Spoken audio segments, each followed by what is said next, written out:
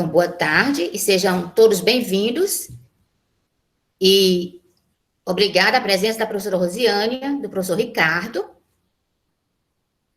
E dando continuidade às nossas discussões da disciplina Normas Brasileiras de Contabilidade e Ética Profissional, nós vamos ter essa aula com a palestra com o professor Ricardo Moura.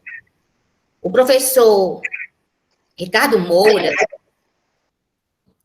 ele é graduado em Filosofia pelo Instituto Católico de Estudos Superiores do Piauí.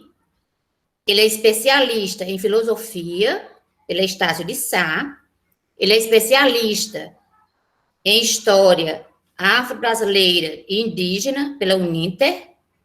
Ele é especialista em Teatro no Ambiente Escolar na Unicesimar. Ele é graduado em História pela UFP. Ele é graduado em Sociologia pela Uninter e é mestre em Sociologia pelo Prof. Sócio. Então, nós vamos, nessa tarde, estar junto com o professor Ricardo, debatendo, né, e refletindo um pouco sobre a ética. Eu gostaria de saber se a professora Rosiânia gostaria de dar uma boa tarde à turma. Sim. Boa tarde. Todo nosso vai cair umas fugidas, depois retorna. Tá? Então, boa tarde a todos. Fico feliz que a sala está cheia, né? Parabéns ao professor e parabéns ao professor Socorro pela iniciativa de ter convidado, né, um professor para trazer algo mais, né? O professor Socorro, ela entende muito de ética, mas ela trouxe na umidade dela, né, ela trouxe alguém que para acrescentar, né, o que ela já sabe. Então, eu agradeço pela oportunidade de estar aqui, professora. E desejo a todos uma boa palestra. Certo. Pois, nesse momento, eu passo a palavra para o palestrante, o professor Ricardo, e digo que seja bem-vindo, se sinta em casa e que fique à vontade, professor. Então, boa tarde a todos, muito obrigado pelo convite, agradeço a coordenação da UESP, na pessoa da professora Maria do Socorro de Souza Pinheiro, e hoje nós iremos refletir um pouco sobre o que é ética, sobre o que é a moral, sobre o que são os costumes, a partir de uma perspectiva mais filosófica. Eu vou colocar aqui em tela os slides, aí quando estiver aparecendo, alguém pode me avisar?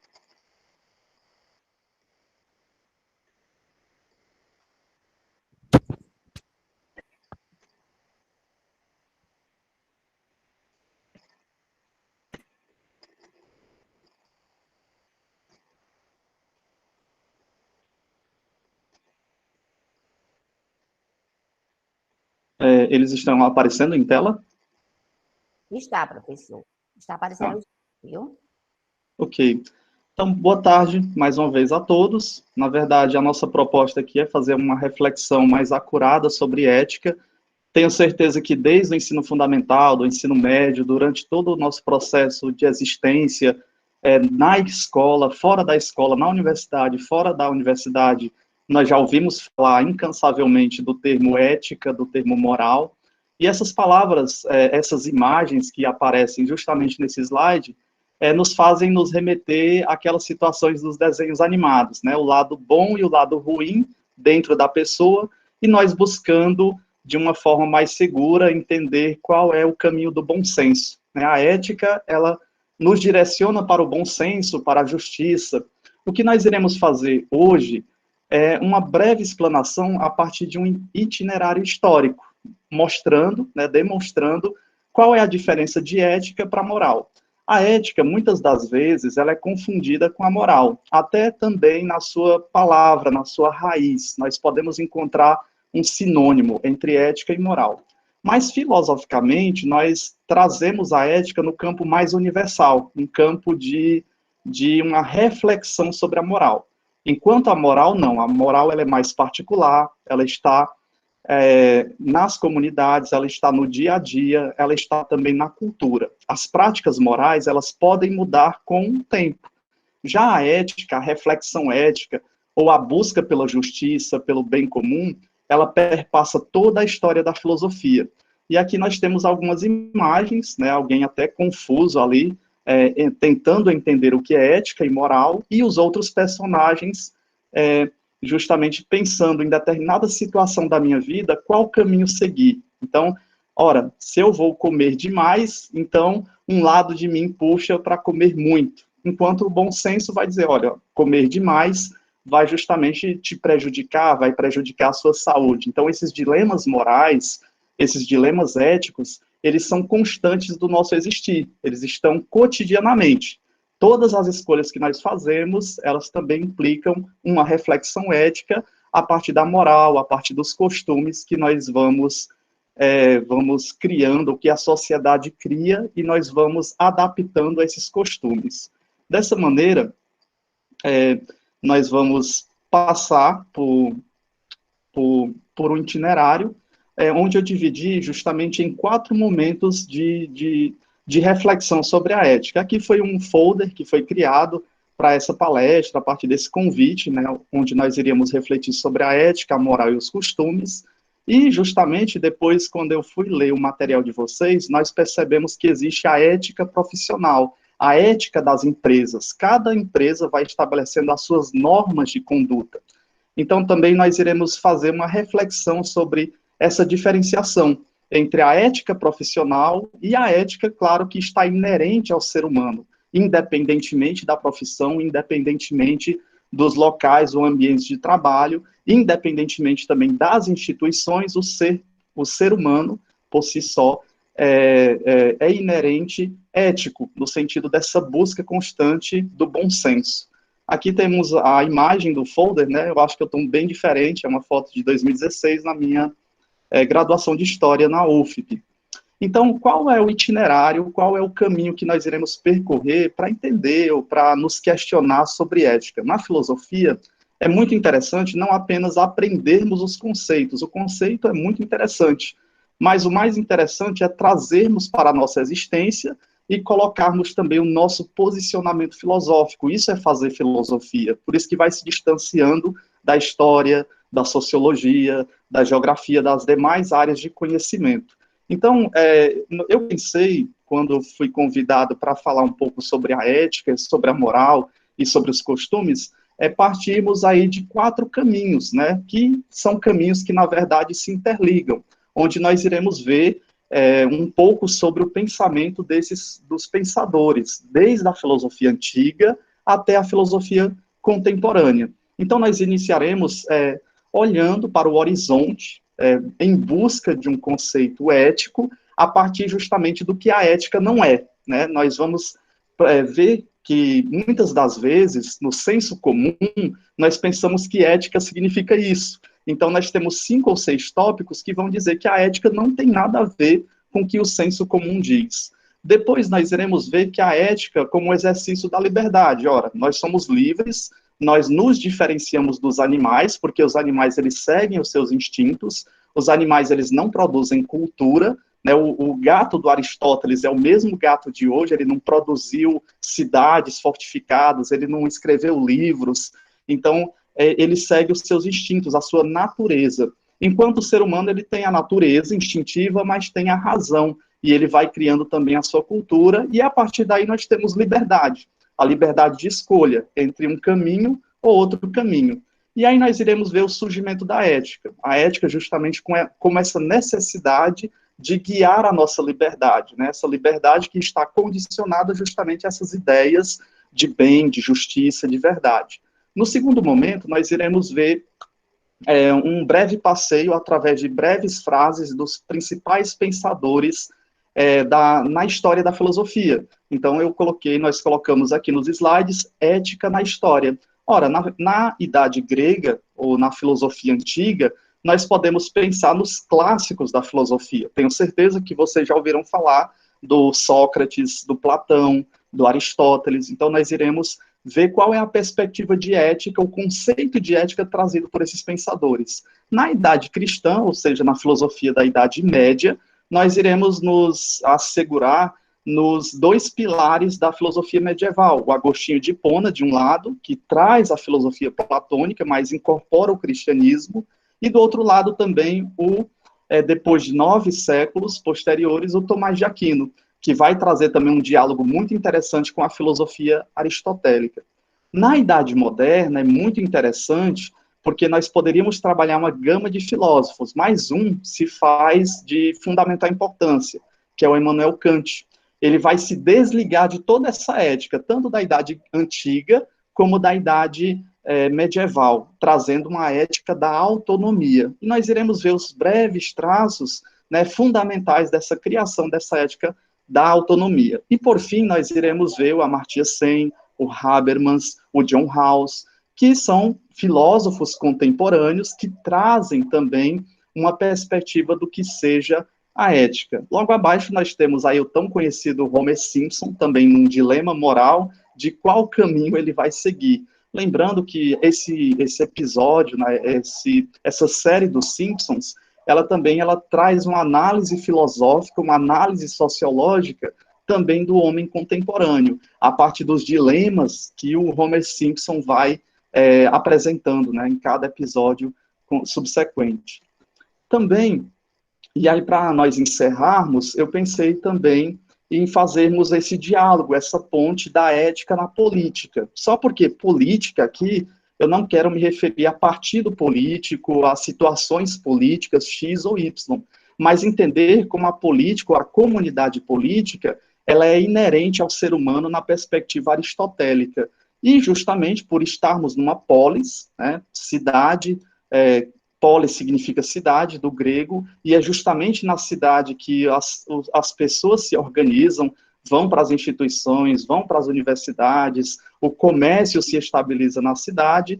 Nesse coletivo, né, essa ética coletiva, ela busca a felicidade. E aí nós iremos ver os principais conceitos do que seja a felicidade através do livro do Aristóteles, Ética a Nicômaco. Também o estreitamento do horizonte ético. Será que a felicidade está nos bens materiais ou no desenvolvimento do maior número de posses, né, das pessoas de terem muitas riquezas, fama, dinheiro? Será que é isso que traz felicidade? Esse é o ponto que nós iremos analisar no estreitamento do horizonte ético. Depois nós iremos fazer um resgate do horizonte ético, percebendo as principais nuances, desde a filosofia antiga até a contemporânea, e, por fim, ver os pactos sociais estabelecidos pela ONU para desenvolver essa felicidade de forma humana para a sociedade. Aí nós vamos ver os pactos que foram feitos para reduzir as desigualdades sociais e ainda mais o que aqui ainda falta para se chegar de uma forma mais clara, mais precisa, a uma ética, uma moral consolidada na sociedade. E, por fim, da ética, hoje nós temos uma discussão a partir da bioética, porque desde os tempos antigos nós pensamos no homem, no ser humano, como é que o ser humano atinge a felicidade, atinge o bem comum, atinge a justiça. A partir da bioética, nós vamos ver que agora é incorporado a necessidade de nos preocuparmos com o meio ambiente e também com os animais, quer sejam os animais domésticos ou não domésticos, com a extinção dos animais. Então, agora o ser humano se preocupa por um todo, não apenas com a parte ou consigo mesmo. Não é mais uma visão antropocêntrica, né? O homem está no centro do universo. Se na Idade Média nós tínhamos lá o teocentrismo, na modernidade nós temos o antropocentrismo, o homem se preocupando consigo mesmo, mas hoje, em pleno século XXI, final do século XX, nós temos uma visão antropocósmica, uma visão do todo, tendo em vista que é necessário olhar para os problemas ecológicos e para os problemas também que o próprio homem traz em relação à fauna e à flora, né? E para não concluir, uma afirmação que eu sempre coloco nos artigos, textos que são produzidos, porque a reflexão ela deve ficar aberta e trazer novas reflexões, né? Nós vamos partindo de reflexões de filósofos que já escreveram, debateram sobre o assunto da ética, mas o mais importante é o depois. E aí, o que é que essa reflexão me trouxe de novo e como é que eu posso agora adaptar a realidade onde eu estou? E aí nós vamos ver que essa reflexão que nós estamos propondo fazer hoje é uma reflexão retrospectiva, porque a gente vai atrás desses filósofos antigos, medievais e modernos e contemporâneos, mas o mais importante é trazer uma visão prospectiva, né, um legado, o que é que nós podemos agora acrescentar a partir dessas reflexões. Então, eu não sei se os momentos que eu dividi se são muito longos ou muito curtos, mas, ao mesmo tempo, nós podemos abrir um espaço para as perguntas. Então, desde já, eu já peço que, se vocês tiverem curiosidade, já podem anotando alguma questão, para nós depois fazermos uma reflexão sobre o posicionamento dos filósofos, sobre o posicionamento da ética, durante todo o transcurso da história da filosofia, né? Embora, quando nós escolhemos fazer esse transcurso da história da filosofia, é claro que alguns filósofos estarão em mais evidência, e outros eu deixei, né, nós deixamos para outros momentos possíveis também. Lembrando que o pensamento filosófico ele é muito importante, se faz necessário, porque muitas das vezes ele adormece, mas em determinado tempo da humanidade ele acorda e ganha novo vigor. É o que nós veremos também no conceito sobre tanto a ética, sobre a moral e também sobre os costumes. Então, para iniciar, nós já faríamos colocaríamos uma assertividade. Primeiro, o que a ética não é, e muitas das pessoas, ou o senso comum, pensa que a ética é. Lembrando que nós temos várias formas de conhecimento do mundo. Nós temos o senso comum, que também não é equivocado por equívoco, não é só erro, o senso comum ele tem a sua validade. Temos o conhecimento mítico, né, das mitologias, principalmente a grega. Temos também o conhecimento filosófico, o conhecimento religioso, o conhecimento científico. São várias as formas de conhecimento. E uma das proposições sobre o que a ética não é que ela não é uma norma ditada por um sábio, né? Nós vamos falar sobre ética, pois agora vamos chamar o mais sábio dos sábios, um grande pensador, ou então um monge tibetano, ou um sacerdote, um pastor. Não é isso. A ética ela deve partir da nossa prática, também nós não devemos chamar um jurista, um religioso, que intuíram um caminho que o homem deve seguir, porque muitos pensam que a ética é um manual do qual já está tudo escrito e nós devemos seguir rigorosamente esse manual.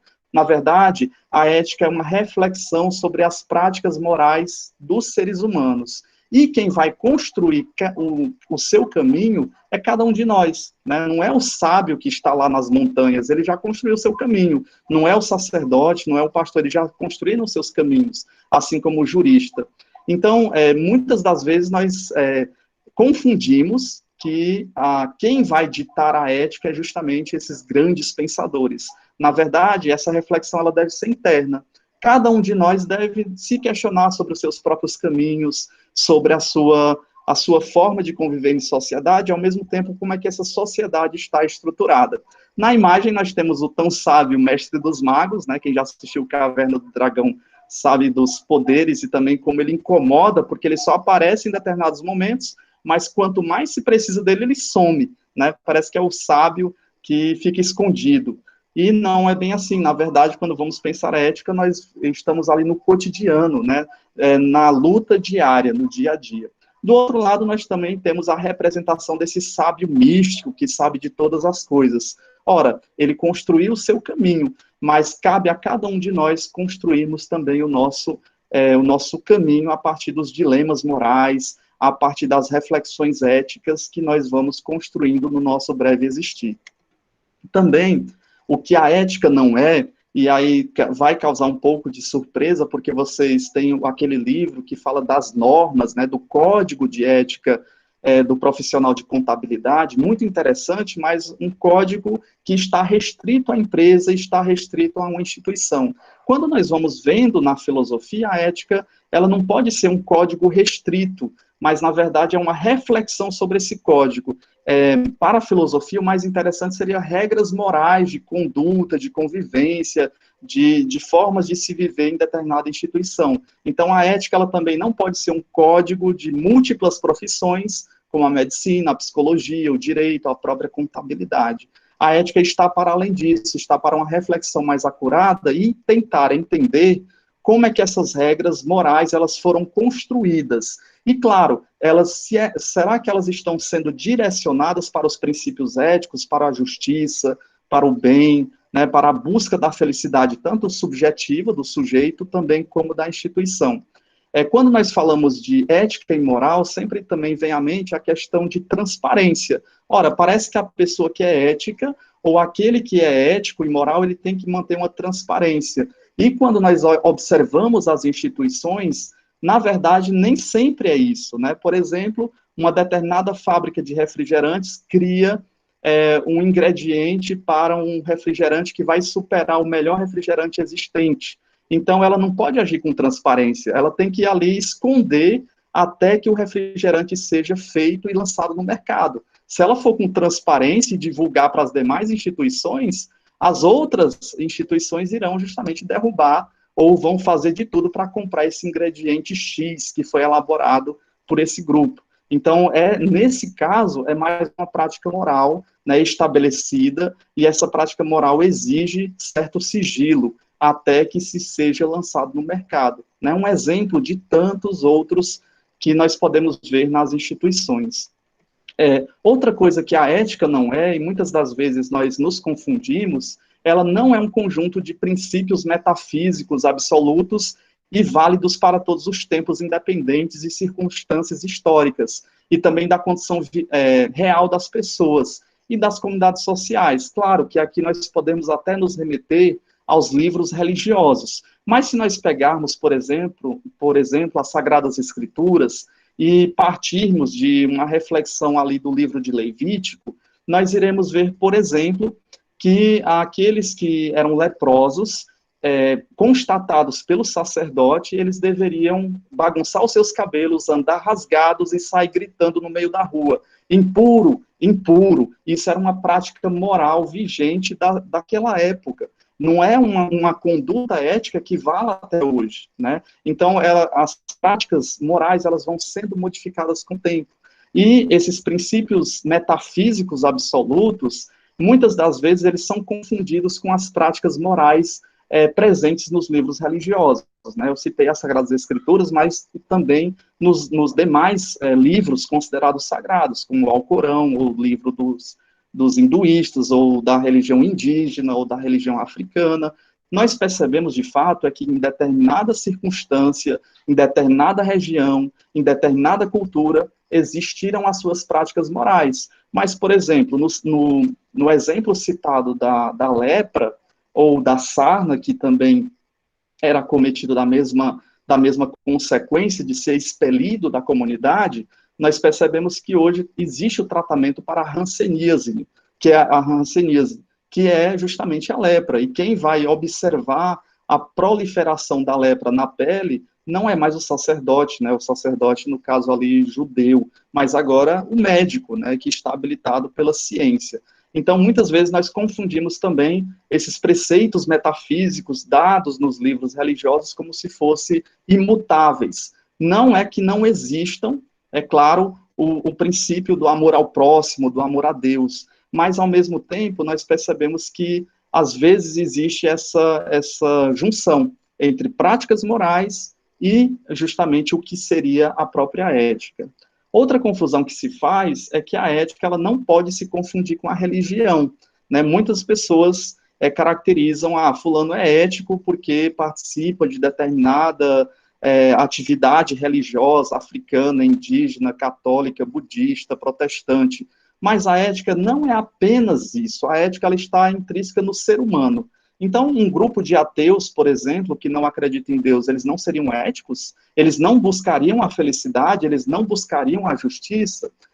Também, como está na imagem, mesmo que os antropólogos afirmem que não existe, né, até nas últimas pesquisas, não foi encontrado nenhuma comunidade, né, dos resquícios que há nessas comunidades a partir da arqueologia, todas evidenciam alguma reflexão ao sagrado, alguma adoração à lua, ao sol, às plantas, né, os símbolos trazem também uma reflexão do sagrado. Mas, ao mesmo tempo, perceber que a ética ela está intrínseca no ser humano, quer seja ele religioso, quer não seja religioso. Do lado esquerdo, nós temos aqui uma imagem da Serra da Capivara, né, onde os povos mais antigos deixaram as pinturas rupestres. Nós não sabemos, de fato, o que é que significam essas pinturas rupestres, mas nós interpretamos. Ora, pode ser que eles desenharam ali para deixar para seus descendentes alguma mensagem, ou então um perigo naquelas rochas, animais perigosos estavam por ali, enfim, são múltiplas as interpretações. Então, a ética ela não está apenas escrita num símbolo ou numa parte da religião, né? Quando eu falo de religião, eu estou colocando todas as religiões existentes. A ética está lá, mas ela está para além disso. E o exemplo dos ateus, por exemplo, é um exemplo que se cabe, porque temos aí um médico renomado, Drauzio Varela, por exemplo, ele se considera ateu, e nós percebemos grandes práticas sociais, uma busca pela justiça, uma busca pelo bem, não só dele, de tantos outros que se declaram assim. Ou então daquele jornalista que foi acometido por aquele acidente de helicóptero, né, o Ricardo Boechat, também ele se declarava ateu. E nós vimos nas suas práticas uma busca pela ética, uma busca pela moralidade. Então, muitas das vezes nós confundimos também a ética com a religião. E é necessário separar também essa característica. Qual é a diferença, então, de ética e moral? Para resumir, a ética é algo universal, é algo que perpassa todo o tempo, todas as gerações, todas as culturas, é a busca pelo bem, pela felicidade, é um princípio, ela é permanente, universal, é uma regra, é uma teoria, uma reflexão, e ela vai tratar do bem e do mal. Já a moral, não, ela é muito mais específica. As comunidades indígenas, por exemplo, nas suas características de algumas comunidades, né, porque muitas das vezes, quando vamos estudar os indígenas, pensamos que todos praticavam as mesmas coisas, todos eram iguais, e não é assim. Né? Em determinadas regiões existia o canibalismo. Então, era uma prática até moral, porque eles acreditavam que quando se comia a carne humana, principalmente de luta, de guerra, quando se matava o adversário, aquele adversário era muito forte, algumas tribos indígenas acreditavam que, ao comer a carne humana, você também adquiria a inteligência, a sabedoria, a força do inimigo. Então, isso era uma prática moral da própria comunidade, né, específica daquela comunidade indígena. Assim também, como nós hoje gostamos muito de churrasco, de carne, né, de boi. E se formos para a Índia, por exemplo, seríamos exterminados, queimados no rio Ganges, enfim, né, nós iríamos sofrer uma punição, porque é uma prática moral, é uma prática que eles acreditam que o boi, a vaca, é um animal sagrado. Então, a moral é algo muito específico, e ela pode variar de região para região, e também vai variando com os momentos históricos. É uma conduta específica, ela é temporal, ela pode mudar, né? O caso da lepra, também citada, é também uma prática moral, ela é cultural, é conduta de regra, é uma ação prática e também entender o que é o certo e o que é o errado, tendo em vista que pode haver uma relativização, no sentido que práticas eram aceitas em determinado tempo, né? Se nós formos assistir, por exemplo, os Trapalhões da década de 90,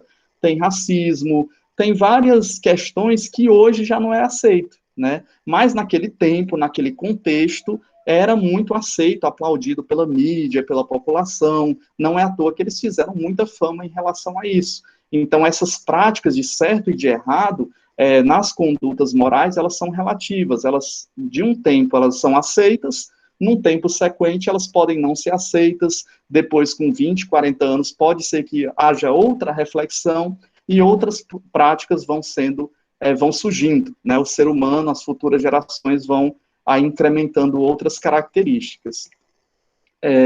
A ética como exercício da liberdade. Quando nós falamos de liberdade, eu penso que, pelo menos lá anteriormente, em algum momento da vida de vocês já ouviram falar desse filósofo francês, o Jean-Paul Sartre, né, muito polêmico, existencialista, e ele diz uma frase muito interessante: somos condenados a ser livres, mesmo que nós optemos por não escolher algo, isso já é uma escolha, a neutralidade. Então, durante todo o nosso percurso, desde que nascemos até o nosso último respirar, nós justamente buscamos a liberdade, né? Nós somos seres livres. E o Paul Ricoeur, ele vai fazendo essa diferenciação entre nós, as plantas e os animais.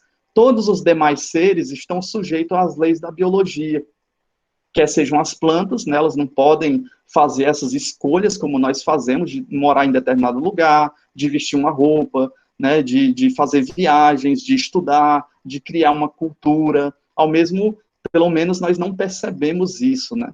E então as plantas e os animais seguem esse determinismo da natureza. E também nós seguimos o determinismo da natureza, claro, porque nós nascemos, crescemos, envelhecemos e morremos. Mas dentro do determinismo, pela atividade da razão e da liberdade, nós fazemos as nossas escolhas. Só porque essas escolhas, elas estão condicionadas também à cultura, ao sistema econômico, né? Nós não somos livres, assim, agora eu estou ministrando uma aula e vou sair voando dessa mesa, né? É impossível essa liberdade. Então, nós estamos condicionados ao tempo, ao espaço e ao lugar, mas ao mesmo tempo nós temos a capacidade imaginativa, a capacidade criativa, nós ministramos aulas, nós produzimos livros, nós escrevemos, então isso nos diferencia dos animais e das plantas, né? Pelo menos esse aspecto da racionalidade. O que também é criticado posteriormente por outros pensadores, nós não somos apenas a racionalidade, nós também somos fantasia, nós também somos o aspecto econômico, nós somos múltiplas possibilidades. Então, nós temos essa ética que vai nos conduzindo à liberdade. A grande pergunta é, será que se nós pudéssemos usar de forma plena essa liberdade na sociedade que nós vivemos, será que essa liberdade nos levaria apenas ao bem? Ou será que já não existiram grandes atrocidades na humanidade? E é justamente o que nós vemos nesse slide, porque ser livre é algo muito perigoso. Aqui eu trouxe o exemplo do Hitler, né, na Alemanha nazista, e embora nós saibamos que houve as grandes guerras mundiais, a Hiroshima e Nagasaki também sofreram as consequências da bomba atômica, nós pouco ouvimos falar de alguma punição para os Estados Unidos em relação a isso, mas vemos também na pessoa do Hitler o exercício máximo da sua liberdade quando ele ascende ao poder, porque a Alemanha já estava justamente destroçada a partir da Primeira Guerra Mundial, teve que pagar inúmeros tributos, como sendo responsabilizada pelas destruições ocorridas na Primeira Guerra, e quando a ascensão do nazismo, do Hitler, nós vemos aí uma perversidade através da sua autonomia, da sua liberdade, onde muitos judeus foram para os campos de concentração, como vocês podem ver aí na imagem, né, as pessoas que passavam as necessidades, as piores necessidades, também eram submetidas por uma ciência que maltratava muito os judeus, né, nos campos de concentração, e também nos chama a atenção que na tenra idade, o Hitler, ele escreve, quando ele é preso, ele escreve um livro chamado o Mein Kampf, né, A Minha Luta. E ele diz que na juventude, quando era criança, adolescente, ele foi crescendo na Alemanha, ele era amigo de muitos judeus, ele tinha muitos amigos. E aí ele diz lá uma certa passagem que em determinado momento é que os olhos dele se abriu, porque ele percebeu que os judeus é que estavam massacrando os alemães, porque os judeus eles dominavam os bancos, o comércio, eles eram altamente estrategistas, eles eram os piores inimigos dos alemães. É a partir daí que vem essa revolta do Hitler contra os judeus e, ao mesmo tempo, essa busca por uma raça pura que se diferenciasse das demais raças. Aqui, nesse exemplo, nós percebemos como é muito perigoso falarmos em liberdade a partir das grandes atrocidades que já aconteceram na humanidade, né? Os grandes líderes acabaram devastando, dizimando milhares de povos, de pessoas, a partir desse exercício da liberdade. Então, a ética é uma orientação da liberdade. Ora, a ética vai refletir sobre isso. Será que está conduzindo as pessoas ao bem, à justiça, ao belo, ao verdadeiro? Ou será que, em detrimento de uma ideia, de uma ideologia, de um posicionamento, milhares de pessoas estão sendo destruídas, devastadas, dizimadas? Então, aqui cabe uma reflexão ética sobre as grandes atrocidades da humanidade a partir desse exercício da liberdade, né? Então, temos aí o ponto positivo, trazido pelo Sartre, somos condenados a ser livres, mas, ao mesmo tempo, cuidado com essa liberdade. Quem vai chamar a atenção é justamente a ética. Ora, nesse contexto aqui do nazismo, nós vemos que era uma prática que foi aceita pelos alemães, os alemães da época, né, que aprisionaram esses judeus, que queimaram esses judeus, né? Existem vários filmes emocionantes sobre esse contexto histórico. Tendo em vista essa reflexão sobre a liberdade, nós passaremos para o surgimento da ética. Ora, uma das perguntas interessantes que já me fizeram é, professor, por que não se pode falar da ética indígena, da ética oriental, da ética africana, por exemplo? Podemos sim, mas aquilo que perpassa, pelo menos o Ocidente, é a ética grega. Então, sempre nós nos remetemos ou à filosofia grega, ou aos conceitos dos filósofos gregos, porque, como escreve o Luc Ferry, um filósofo francês, existe na nossa sociedade atual elementos, né, ainda dos antigos. Nós estamos sobrecarregados pelo direito, e o direito vem dos romanos, também do cristianismo, e o cristianismo ele vem da Idade Antiga, e também da filosofia grega.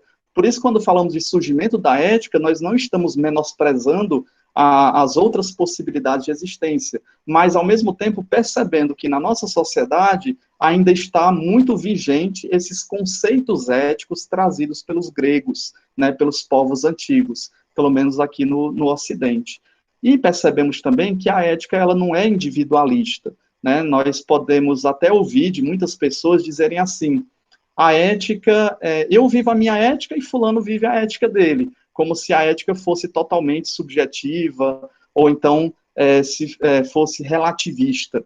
E aí nós percebemos que a ética ela é relacional, ela é o encontro do eu com o outro, né? Vocês que são estudantes do curso de contábeis, vocês estabelecem uma ética, uma moral vigente dentro da sala de aula, nas atividades. Então, a ética é relação do eu com o outro, como diz o Martin Buber, de um eu com tu e com o mundo, né? Nós só descobrimos ou conhecemos o mundo através desse aspecto relacional. E aqui nós temos outros pensadores, como Levinas, que fala que o apelo ético é o rosto do outro. Nós só encontramos esse ideal de justiça, essa busca pela felicidade ou pelo bem, através do apelo que o outro me traz, da relação que eu tenho com os meus pais, com a minha família, com os professores, com os meus colegas, com a sociedade da qual estamos inseridos. Também o Kant,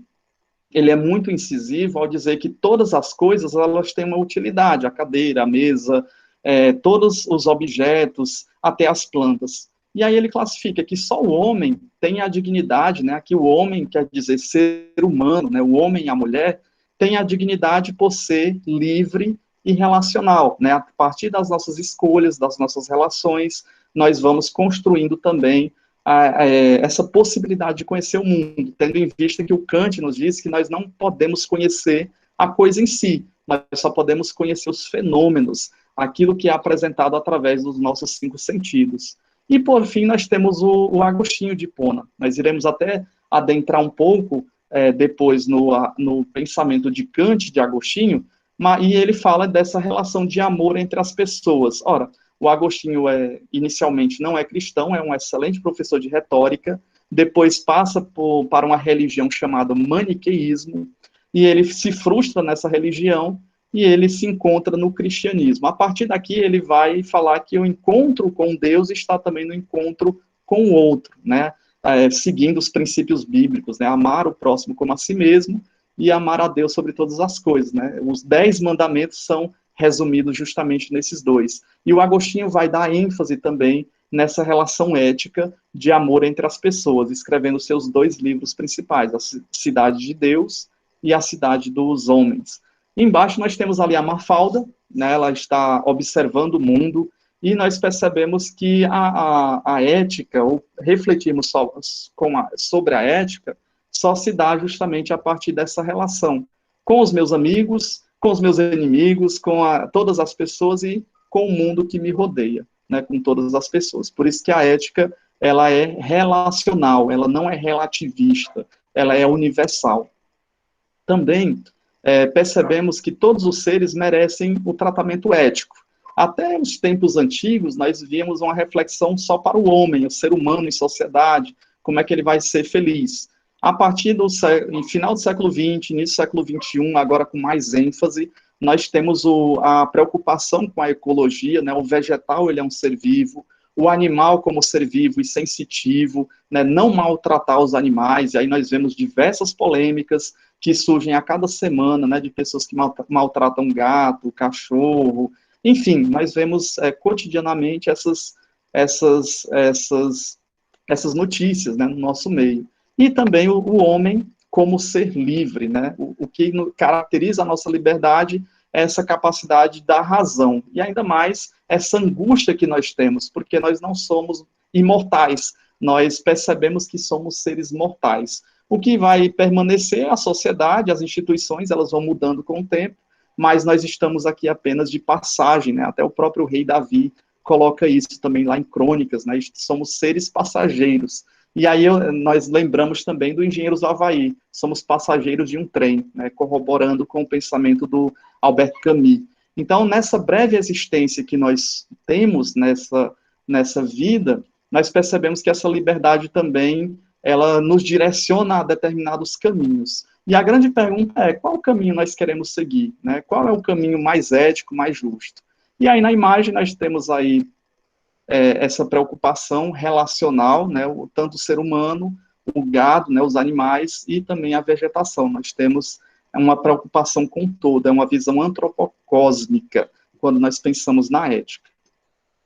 Por fim, aliás, iniciando essa trajetória sobre a história da filosofia em relação à ética, nós podemos fazer umas distinções, né? Então, para não me alongar muito, eu apenas peguei frases pequenas dos principais filósofos que nós iremos discutir. E tenho certeza que já durante o curso de vocês, vez por outra, né, já ouviram falar desses pensadores, quer seja no curso ou fora do curso. Hoje está muito em voga a questão da filosofia, né? Inúmeros são os vídeos que nós podemos encontrar na internet, também na televisão aberta, vez por outra, se fala também de filosofia, e se fala também desses pensadores. Então, quando nós vamos lá para a idade grega, para o pensamento grego, antes de Platão e Aristóteles, já veio assim uma gama de filósofos chamados pré-socráticos, também de os sofistas, vários filósofos que pensaram sobre a natureza. Mas nós iremos centrar nessa relação de conceito, né? De onde surgiu os primeiros livros, os primeiros escritos sobre o comportamento ético, sobre como a sociedade ou a cidade vai se organizar a partir dos princípios éticos. Então, nós temos aqui o Platão, né, que nós chamamos, toda a ética que ele constrói é uma ética da transcendência, né? Transcender é perceber que nós, eu e você, que estamos aqui participando desse momento de reflexão, nós temos um corpo, mas nós também temos uma alma, e a nossa alma está pensando diversas coisas. Quantos e quantos estão ouvindo essa reflexão filosófica, mas ao mesmo tempo estamos pensando, eita, daqui a meia hora eu tenho que fazer isso, mais tarde eu tenho que fazer aquilo outro, amanhã eu tenho que fazer determinada atividade. Então, a nossa capacidade reflexiva, tanto para o passado, o presente e o futuro, é o que nos diferencia, claro, dos demais animais, né, e também da vegetação, né, dos demais seres. E também o Aristóteles, ele fala da ética da imanência. Transcendência é essa luta que nós temos entre corpo e alma. E vejam só, o que é que essa imagem está nos mostrando, né? O que é que vocês podem observar nessa imagem?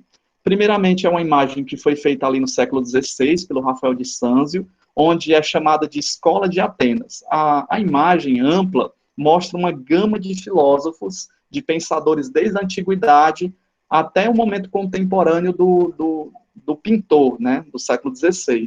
E ele coloca na centralidade Platão e Aristóteles. Se eu perguntasse a vocês quem é o Platão e quem é o Aristóteles, né, muitos iriam dizer, é claro que o Platão é o professor de Aristóteles, Platão é o mais velho, é o que está careca, é o barbudo, enquanto Aristóteles é esse mais jovem, e estariam certos. Mas quando nós poderíamos também observar outros elementos. O Platão está apontando para cima, né, que significa a transcendência. Então, se nós estamos aqui nesse plano, nós nascemos, nós iremos morrer, mas na perspectiva platônica, nós iremos voltar para o mundo perfeito, né, para o mundo do bem, o mundo da justiça, o mundo das almas, e ele vai criando toda uma narrativa para corroborar essa ideia que existe o mundo das almas. E, na verdade, o nosso corpo nada mais é do que uma prisão da alma.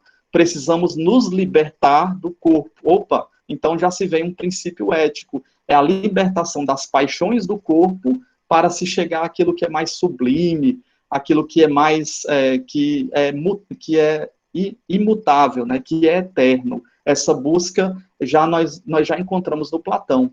Nós encontramos também no pai da matemática, que é o Pitágoras, de Samos. Né? O Pitágoras é o primeiro a colocar o nome filosofia, porque já que nós somos mortais, nós não podemos ter o conhecimento todo. Ninguém sabe de tudo, é impossível, dizia o Pitágoras. Nós só podemos ser amigos da sabedoria. Nós só podemos buscar a cada dia novos conhecimentos e perceber que em determinados momentos nós tivemos equívocos, nós somos seres mortais.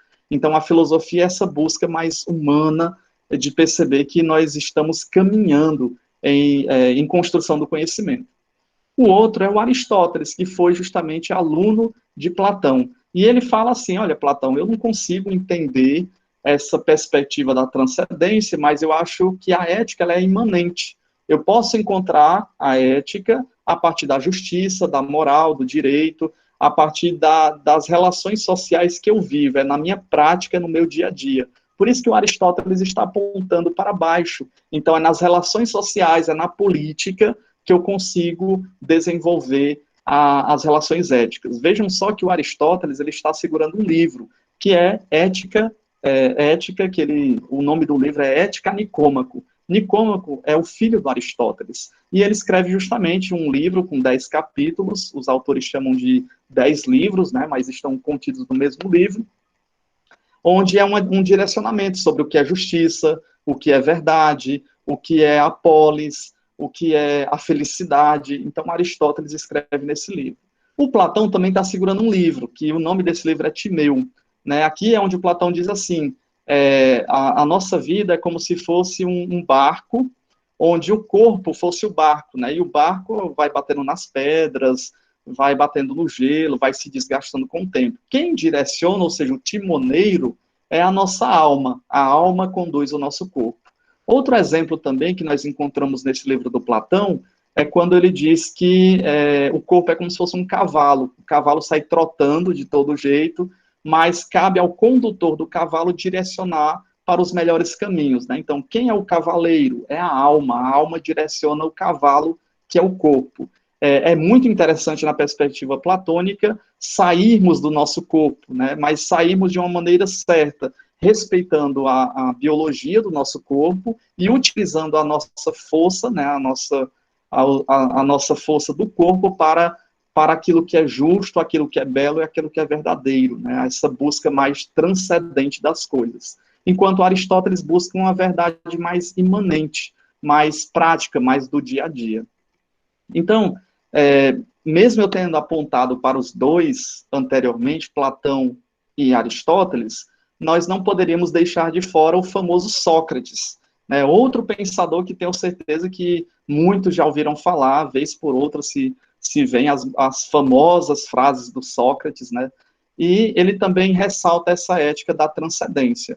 Mas por que ele não apareceu no slide anterior? É uma grande pergunta. Porque muitos historiadores da filosofia, eles põem em evidência ou em questionamento a existência de Sócrates. Será que Sócrates realmente existiu? Porque ele nunca escreveu nada. Né? Nós temos os grandes personagens, por assim dizer, da história, que nunca escreveram nada, mas marcaram, foram divisores de água. Por exemplo, Sócrates, Jesus Cristo e o próprio Buda. Esses nunca escreveram nada. Outros escreveram sobre eles, né? Os apóstolos, os discípulos. E o Sócrates, o principal discípulo de Sócrates foi o Platão. Platão nasce na aristocracia, altamente rico, desenvolve as letras, é um bom escritor, um bom literata, E aí ele ouve falar dessa figura emblemática que é pobre, anda descalço, né? Na figurinha ele está aí de chinelos, mas os relatos dizem que ele andava descalço. E esse Sócrates incomoda o Platão, porque o Platão ele teve uma educação com sofistas, os melhores professores, os professores mais bem pagos da Grécia Antiga. O Sócrates, ele começa a incomodar a sociedade, e ele chama a atenção do Platão. Então, o Platão escreve os relatos, né, de quem foi esse Sócrates, a quem ele combateu, quais foram as principais ideias trazidas por ele. E aí uma das frases encontradas no livro do Platão sobre Sócrates é o seguinte: quem é justo e bom, seja homem ou mulher, é feliz, e o injusto é infeliz. Não é possível que ao homem bom aconteça algum mal, nem na vida, nem na morte. Os deuses deles se ocupam. Quando nós percebemos essa frase de Sócrates, muitos poderiam dizer, mas, professor, o Sócrates ele não foi injustiçado pela sociedade, não aconteceu mal dele morrer através de um julgamento injusto, e ele sofreu esse mal da morte. O Sócrates ele está falando de uma questão de princípios. Ele foi até a última instância, ele levou seus princípios até a última instância. Não importa se a sociedade ia aceitá-lo, se ia matá-lo, se iam criticá-lo, se iam falar mal dele. Ele estava internamente seguro pelos seus princípios. Então, na visão de Sócrates, nenhum mal foi acometido. Ele seguiu justamente o itinerário, o caminho que ele deveria seguir para dar um exemplo, para deixar o seu exemplo, para deixar o seu legado. Nós sabemos que o Sócrates, ele, por incomodar os sofistas, e por incomodar as principais pessoas, as elites da sociedade, os juízes, os grandes políticos, porque nesse tempo existia um relativismo no discurso dos sofistas, o Sócrates ele foi condenado de forma injusta, né, altas horas da noite. Ele passou também a ser condenado, vai ter que tomar cicuta, que é o veneno, né? E os amigos dele conseguiram comprar o guarda da prisão, e aí já estava tudo acertado. Disseram assim, Sócrates, tal hora, o guarda diz que vai fingir que está dormindo, nós vamos entrar aqui, vamos te resgatar e você vai fugir de Atenas. O que é que o Sócrates faz? Eu prefiro morrer pelos meus ideais. Se eu fugir, eu estarei indo contra tudo aquilo que eu preguei durante toda a minha vida, né? Então ele aceita de bom grado a decisão da sociedade, da época, e acaba tomando a cicuta, né? Ele acaba recebendo esse mal da sociedade, mas, ao mesmo tempo, ele está ali amparado pelos seus próprios princípios. Então, quando nós vemos os discursos socráticos, nós vemos aqui uma ética da transcendência, sair, né, em busca de melhores condições, mas essas condições não estão nos bens materiais, não estão nos jogos políticos, pelos jogos políticos, não estão nas amarras da sociedade, mas está justamente em seguir os seus princípios.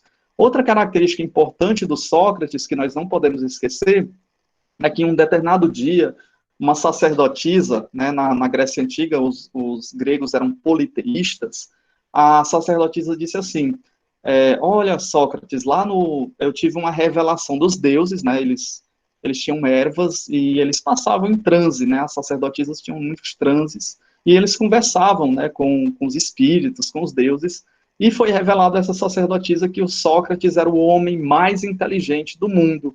Ora, o Sócrates, a primeira coisa, em vez de ficar maravilhado com isso, foi indignado. Ele saiu, né, pelas ruas de Atenas e começou a refletir, mas como é que pode? Aí ele viu uma pessoa construindo uma casa. Ei, mas eu não sou nem arquiteto, não sou pedreiro, não sei fazer casas, não sei arquitetar casas. E aí ele se pergunta, como é que eu posso ser a pessoa mais inteligente? Aí, numa outra rua, ele viu uma pessoa doente, um médico chegando e acudindo aquela pessoa, e ele diz, eu não entendo nada de medicina, como é que eu posso ser a pessoa mais inteligente do mundo? E aí ele vai, mais uma vez, e encontra uma pessoa consertando sapatos. E aí o Sócrates, mas nem sapato eu tenho, né? Eu não sei fazer sapatos, não sei consertar sapatos. E ele chega à conclusão de que ele é o único, né, pelo menos em evidência, ali é o único que reconhece a sua própria ignorância. Quando ele pergunta aos outros, todos têm respostas prontas, todos sabem de tudo, o juiz sabe o que é a justiça, o médico está pronto para resolver as situações, o sapateiro também. E aí ele reconhece que ele foi dado como o homem mais inteligente da história, porque ele foi o único que reconheceu a sua própria ignorância, né? Ele foi o único que teve a humildade de dizer, rapaz, eu não sei disso, eu preciso aprender. Como é que se aprende? E aí, quando se aprende, eu preciso aprender mais ainda. O conhecimento é constante, ele é ilimitado, o conhecimento. Enquanto isso, nas demais pessoas, era natural que elas já se ensoberbeciam, né? Eram pessoas soberbas que pensavam que já tinham status social e já sabiam de todas as coisas. Então, é uma grande lição que o próprio Sócrates também acaba nos deixando, né? Para essa humildade da pesquisa, da busca constante, de reconhecermos justamente a nossa própria ignorância, né? Nós somos seres ignorantes no sentido que precisamos aprender sempre mais. E aí, daí vem aquela famosa frase do Sócrates, né? Só sei que nada sei, né? Ele reconhece a própria ignorância. O outro pensador, a ética da transcendência, como já apontamos, é o Platão. E aqui fica só essa imagem, que eu peço que vocês observem muito bem, que esse desenho corresponde justamente ao apelido, né? Platão é um apelido. O nome dele era Aristócles. O Aristócles e os atenienses, eles cultuavam a mente mais o corpo. Eles construíam ginásios, né, e eles tinham essa prática atlética constante. E o Platão, né, o Aristócles, ele foi apelidado pelos seus amigos no ginásio de que ele tinha, lá vem o cara de ombros largos. Então, provavelmente, ele não gostava disso, porque pegou, né? Então, até hoje nós conhecemos por Platão, mas o seu nome mesmo era Aristócles. E ele está segurando ali um livro chamado Fédon. O Fédon também é um livro que fala sobre a imortalidade da alma. A alma é aquela que tem os princípios éticos morais, e o corpo deve se libertar para poder...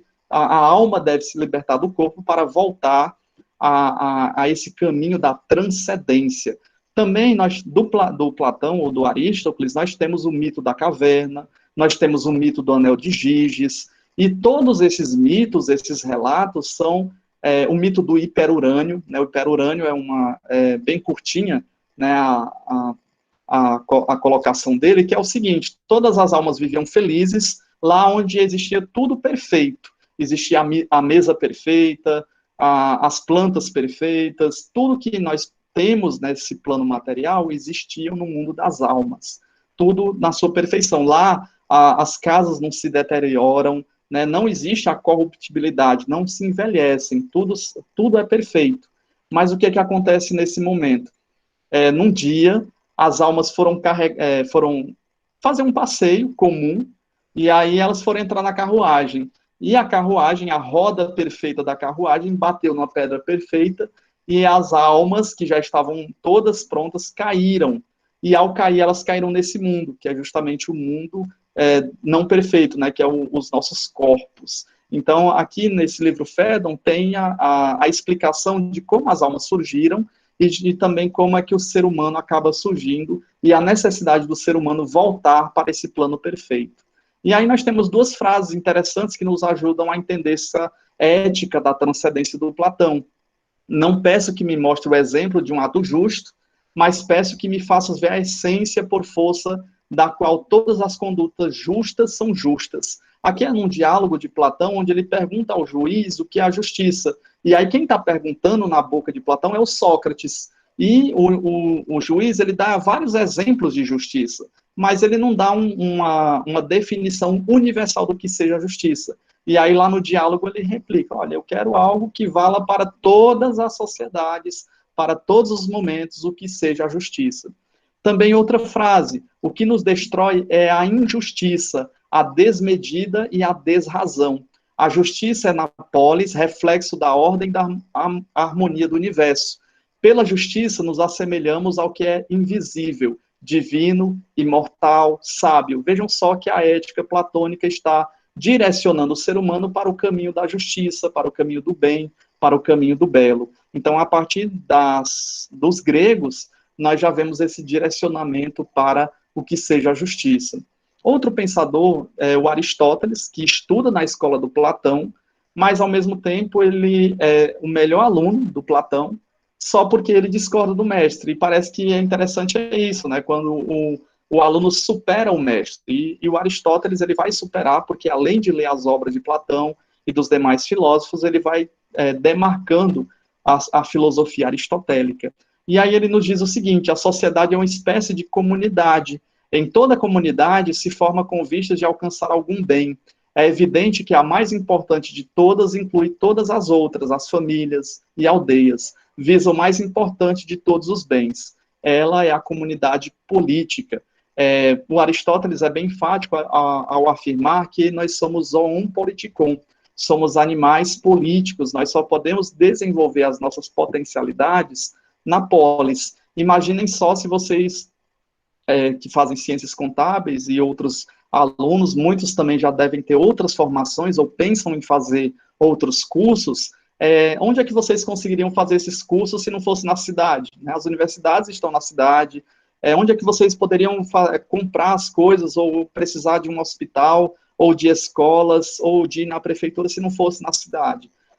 É na cidade que o corpo se desenvolve, a comunidade se desenvolve, na cidade que nós temos as possibilidades de desenvolver as nossas potencialidades. Fora da cidade, né, para se formar em medicina, se formar em contador, para se formar em advogado, em professor, fica muito mais difícil. Né? Nós podemos até atingir o conhecimento, mas precisamos da cidade em si para desenvolver ainda mais essas potencialidades.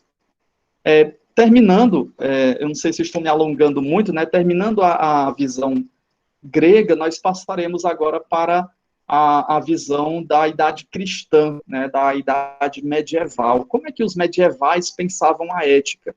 E ali nós vemos uma verticalização da ética, né? Se nós temos uma horizontalização da ética, agora nós temos uma verticalização. Como assim verticalização? O homem está aqui, mas ele está olhando para Deus, né? Ele busca a sua salvação.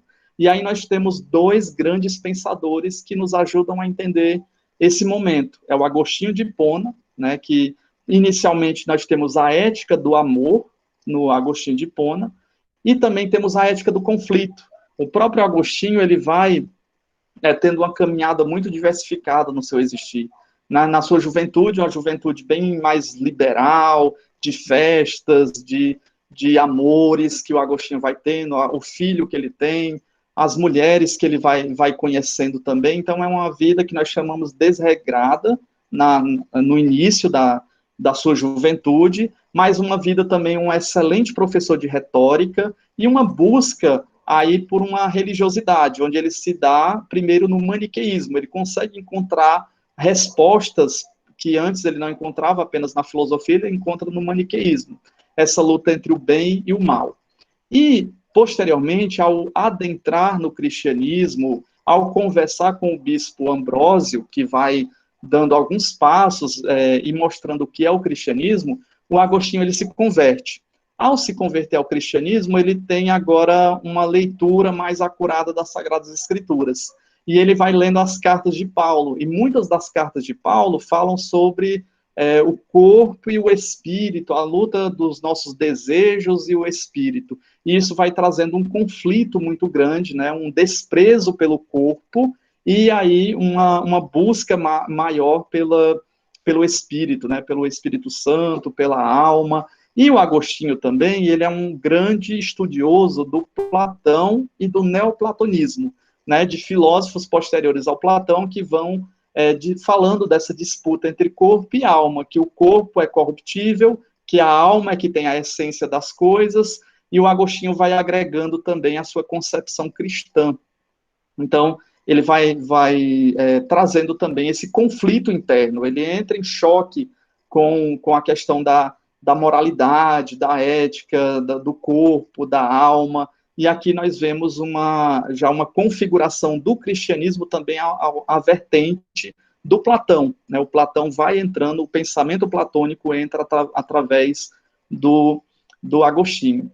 No Tomás de Aquino é um pouco mais diferente. Né? O Tomás de Aquino ele nasce numa família muito abastada, muito rico, e a família já tem um propósito para ele vai ter que cuidar das terras, ter que desenvolver mais a riqueza, né? Ele surge depois de 8, 9 séculos do Agostinho, só porque o Tomás de Aquino ele tem uma revelação divina com 5, 7 anos de idade, e ele vai e decide entrar no mosteiro. E ele termina a sua vida nesse mosteiro, a família entende o aspecto religioso, e ele faz um estudo mais científico, mais acurado. Ele lê muito do Agostinho, mas ele não concorda muito com Agostinho. Ele vai se distanciando da filosofia platônica, e é um tempo também que na Europa está sendo disseminado através dos árabes, né, do Maimônides, de outros árabes, as obras de Aristóteles. E o Tomás de Aquino é um grande defensor do cristianismo. Então, a primeira coisa para se defender, rapaz, eu quero essas obras. Aí ele consegue as obras do Aristóteles, lê toda a ética, a metafísica, a política, as obras de Aristóteles, e ele vai agora cristianizando, por assim dizer, essas obras, trazendo os aspectos cristãos. Opa, Aristóteles falou do motor imóvel. Que motor imóvel é isso? Só pode ser Deus. É o que Tomás de Aquino diz. Então, o Tomás de Aquino ele não vai desenvolvendo a ética do conflito, mas ele desenvolve uma ética da pesquisa, uma verticalização da ética através das Sagradas Escrituras, mas através da filosofia também aristotélica.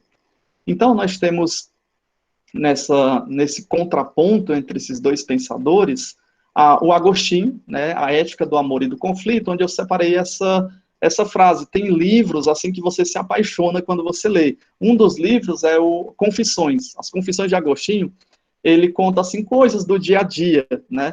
Então é muito interessante, você se sente, porque é uma visão introspectiva.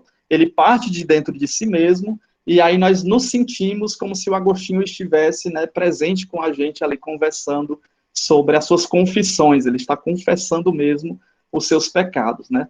E tem uma parte das confissões que é muito interessante, que foi trabalhado até no desenho dos Simpsons, onde o Homer Simpson e o Bart, eles querem comer ovo de galinha. Vejam só, eles querem comer o ovo de galinha. Só porque o Ned Flanders, que é o vizinho, ele tem uma galinha, e aí eles começam a roubar os ovos. Como eles sentem que o comer esse ovo roubado e que ninguém descobriu, nem a família dele, nem o Ned, passa a ter um gosto muito mais saboroso, né, dessa perspectiva de fazer as escondidas. É a mesma coisa que o Agostinho faz. Agostinho tem uma passagem das Confissões que ele diz que no tempo da sua juventude, como era bom roubar as peras no quintal do vizinho. E aí deixou de ser bom quando o vizinho descobriu, né? Então parece que tinha um gosto a mais, e ele vai fazendo um discurso do que é o pecado. A mesma coisa acontece também no desenho do Homer Simpson. Quando descobrem, né, quando o Ned descobre que os ovos estão sumindo e ele monta uma armadilha para encontrar o ladrão dos ovos, aí quando o Homer é descoberto e o Bart, eles não querem mais nem comer ovo, né, porque se perdeu, né, perdeu a graça de comer o ovo às escondidas. Então é uma visão bem introspectiva. E aqui o Agostinho ele diz o seguinte, ele vai procurando Deus. Onde é que está Deus? Quem é Deus? É uma das principais perguntas do homem da Idade Média, né? Se hoje nós sentamos e conversamos sobre diversos assuntos, né? Política, religião, Big Brother, desenhos, animes, novelas, filmes, etc., na Idade Média, era muito comum as pessoas sentarem e ficar perguntando, rapaz, e esse Jesus, como é que se deu a ressurreição? O que é a Trindade? Quem é Deus? Era uma das perguntas cotidianas. E aí o Agostinho vai respondendo através da sua ética do conflito e da sua ética do amor, de uma transformação, né, de dentro para fora. A transformação não é de fora para dentro, mas é de dentro para fora. E aí ele pergunta o seguinte: quem é Deus? Perguntei-o à terra, ao mar, aos abismos e aos répteis, e disseram-me, não somos nós o teu Deus, busca acima de nós. Perguntei ao vento, ao ar, ao céu, ao sol, à lua, às estrelas, e disseram-me, nós também não somos o Deus que você procura, ou que procuras. Dirigi-me então a mim mesmo, a minha alma, parte interior que é a melhor. Ela é superior ao corpo, porque lhe dará vida, o que nenhum corpo pode fazer a outro corpo. então eu sou um homem vivificado pela alma. E quem é Deus? Ele é a vida da minha vida. Vejam só, gente, tem uma passagem aí que é muito platônica, né? Quando o Agostinho diz assim, que a alma ela é superior ao corpo, né? Dirigir-me então a mim mesmo, a minha alma, parte interior, que é a melhor. A alma é melhor do que o corpo, ela é superior ao corpo. Isso quem está falando é o Agostinho, mas é porque ele estudou Platão. Isso é o Agostinho falando porque ele leu as cartas de Paulo. E nós percebemos que as cartas de Paulo elas tiveram influência também da filosofia grega, do estoicismo, que fala justamente também dessa relação que a alma é superior ao corpo. Então nós vemos a presença dessa cristandade, a presença dessa teologia cristã, com um forte ensejo também da filosofia grega, né? Existe o aspecto cristão e existe também o aspecto platônico da filosofia grega. E aí o Agostinho, ele vai buscando Deus, mas a partir das perguntas que ele faz, né? Não é de ler as Sagradas Escrituras 500 mil vezes, de ouvir 200 mil pregações, mas o que marca a trajetória de Agostinho é perceber a transformação, ela é de dentro para fora, né? E é um desnudar-se. Não é à toa que no livro As Confissões nós vemos os piores pecados do Agostinho. Ele está dizendo, olha, fiz isso, reconheço que sou pecador, mas reconheço a existência de um Deus que é misericórdia, né? Que é um Deus que me dá a graça para superar e não apenas permanecer nos pecados de qual cometi, né? Diz o Agostinho. Então, nós percebemos aí uma ética de conflito, e essa ética parte da sua existência, daquilo que ele vivenciou durante o seu processo existencial.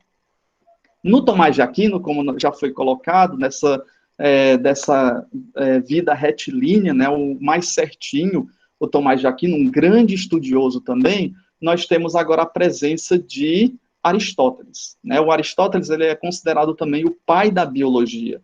Então, ele valoriza muito os 5 sentidos, valoriza muito o corpo e valoriza também a ciência. Tanto em Alberto Magno, que foi o professor de Tomás de Aquino, nós encontramos ali essa busca científica e também a necessidade de buscarmos através dos 5 sentidos, visão, tato, olfato e paladar.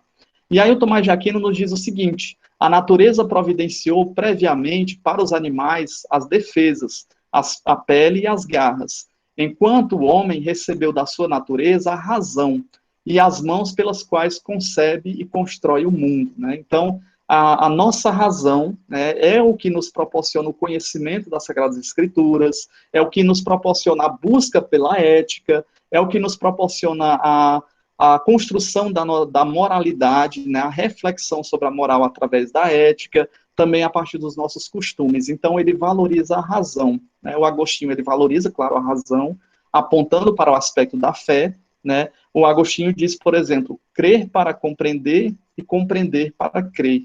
Já o Tomás de Aquino, nós vemos uma busca, né? A razão, ela nos dá as condições necessárias para entendermos as Sagradas Escrituras, é ler, é refletir, é trazer o nosso posicionamento, é dialogar com aquelas pessoas que são especialistas, ou seja, as pessoas místicas que vivenciaram esse momento também de experiência religiosa. Então, vejam que a ética aqui, ela é bem transcendental, é uma ética que já está pautada nos princípios religiosos, e ela está sendo confirmada pela filosofia.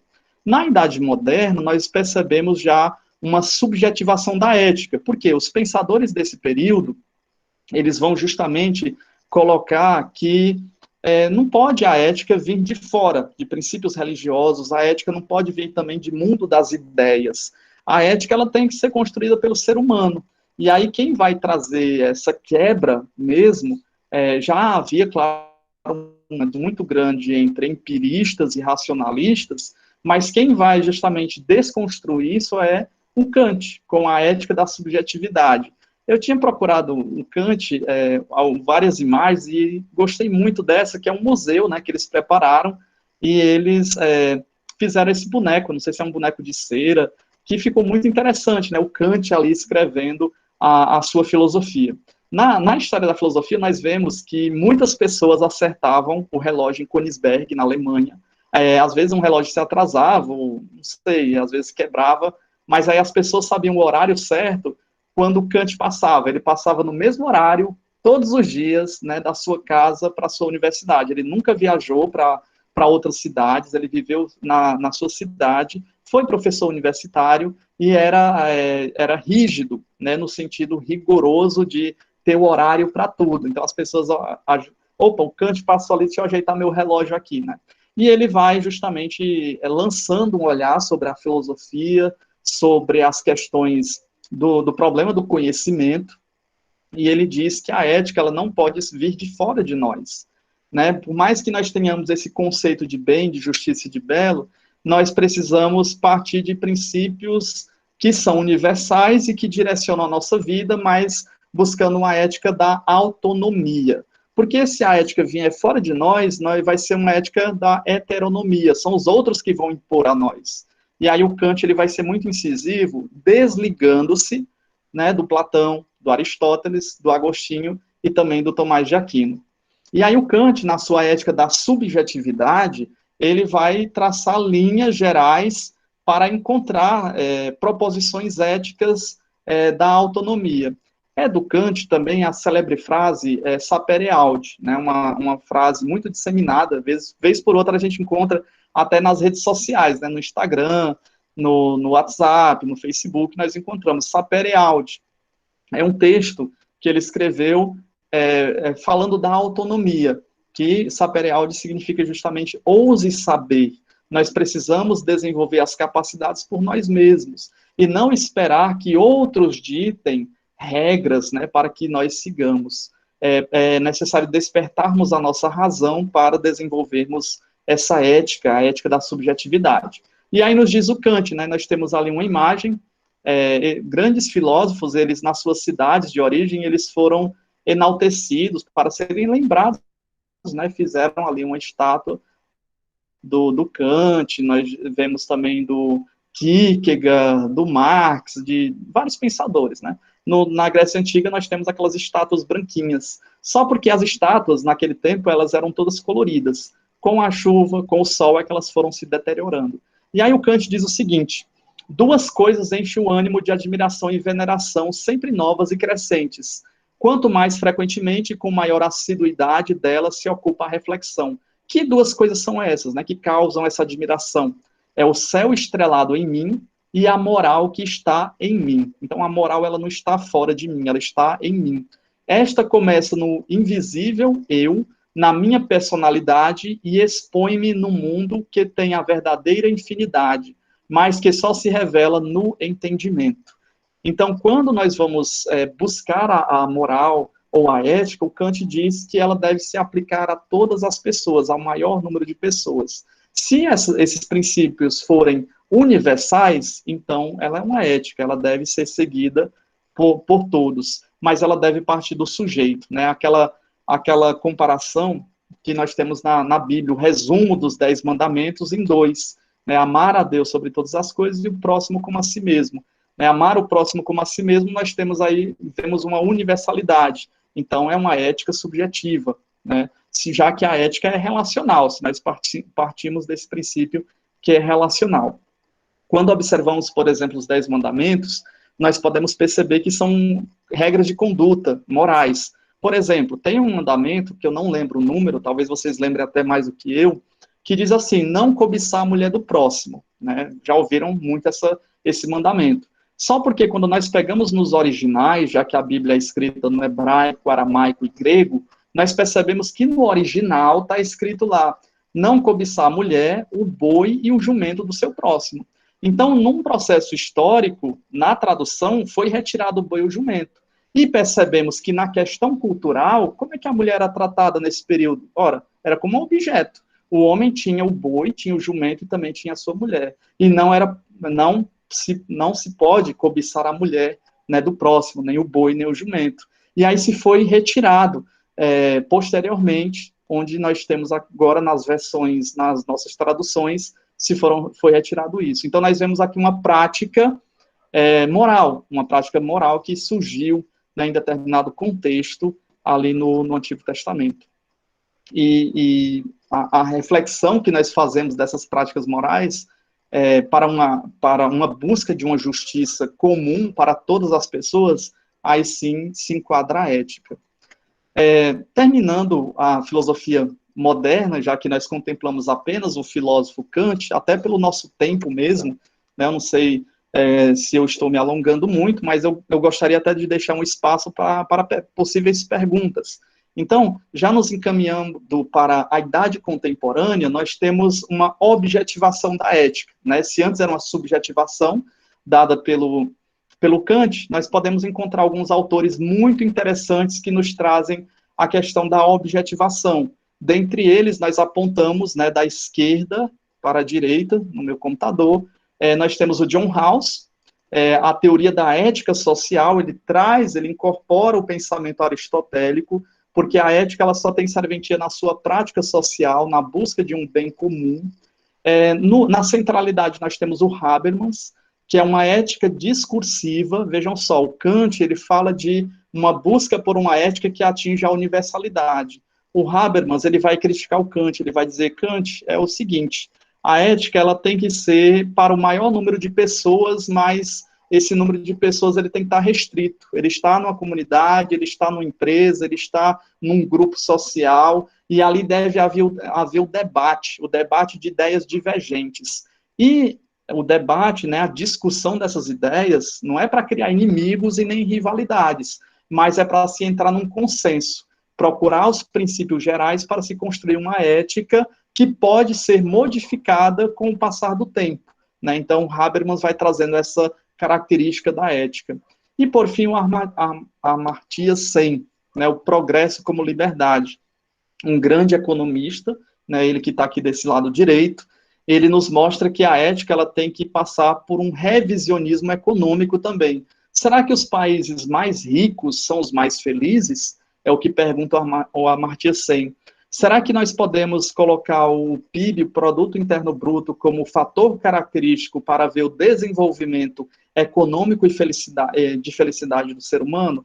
E aí o Amartya Sen vai dizer que não, né? O mais interessante é o índice de desenvolvimento humano, e ele vai também conceituar o que é a pobreza. A pobreza, claro que é a não obtenção de bens, mas a pobreza também é a expoliação do ser humano. Não adianta a sociedade estar inserindo injeções no ser humano para um excesso de positividade, para trabalhar cada vez mais, mas se se está sendo negado a ele uma educação de qualidade, se está sendo negado a ele uma saúde de qualidade, se ele está sendo expoliado, então o Amartya Sen ele vai ser bem incisivo nessas questões éticas a partir do contexto social, né? Tanto John Rawls como o Amartya Sen vão para esse âmbito, né? Não é à toa que nós estamos aqui na ética contemporânea, então eles estão dialogando justamente com a miséria social, com as desigualdades sociais, com as questões que eles estão inseridos. Outra característica importante, quando nós vamos estudar filosofia nesse período, é que agora nós podemos encontrar as fotos, as imagens das pessoas reais, né? Então, todas coloridas, todos ali ou em pé ou sentados, né? Os demais, nós só encontramos uma estátua, um boneco de cera, uma pintura do século XVIII, ou então uma estátua da Grécia Antiga, e na idade contemporânea nós temos essa facilidade. Tem muitos filósofos, claro, que até vivos, né? Um que morreu recentemente, sociólogo e filósofo, era o Bauman, né? O Zygmunt Bauman, que falava justamente do amor líquido, né, das relações líquidas. Então, John Rawls, ele traz essa perspectiva da teoria da justiça social. A justiça é a primeira virtude das instituições sociais. E quando nós falamos de justiça, é pensar como é que essas instituições, elas contribuem de forma assertiva para combater as mazelas, as desigualdades sociais, procurando uma justiça para o maior número de grupos, o maior número de pessoas, né? Como a verdade é para os sistemas de pensamento. E aqui nós podemos lembrar muito bem de muitas propagandas, claro que as propagandas vão enaltecer o seu produto, mas propagandas que estão ali interligadas nessa visão antropocósmica, né? Quantos detergentes a gente, a cada tanto vendido, tantas árvores são plantadas, né? Então, existe essa busca por uma ética que vai vendo as necessidades da sociedade e, ao mesmo tempo, aplicar os princípios da justiça, né? Como trazer reembolso material, físico para a natureza que está sendo prejudicada. Isso nós encontramos na filosofia do John Rawls, né? Também temos o Habermas, com essa ética discursiva, que propõe o discurso, o diálogo, e ele propõe, quanto mais diferentes os posicionamentos, melhor ainda, para que se surja uma ética mais consolidada, né? Não é uma imposição de um grupo que vai fazer uma ética. A ética, ela vai surgindo a partir mesmo dos embates. Então, ele diz o seguinte: não é ignorando o contexto das interações mediatizadas pela linguagem, bem como a perspectiva de cada participante, que nós adquirimos um ponto de vista imparcial, mas unicamente por uma abertura universal das perspectivas individuais dos participantes. Então, se trouxéssemos, o Habermas já faleceu, mas o Habermas pudesse nos vir fazer uma visita, ele ia colocar para todos nós colocarmos o nosso posicionamento, e a partir do nosso posicionamento nós iríamos entrar numa discussão calorosa, fervorosa, com embates de opiniões, mas no final de tudo nós iríamos construir uma perspectiva mais sólida, mais consolidada. Então ele parte da ética discursiva, né? Vejam só como esses pensadores, eles se distanciam dessa visão essencialista, como se houvesse uma essência no mundo. Para esses pensadores contemporâneos, o ser humano, ele está se construindo, né? No nosso nascer, infância, adolescência, idade adulta, idade idosa, como o Habermas está, né? Nós estamos em constante construção. Então, é muito necessário o diálogo para essa construção dessa ética discursiva.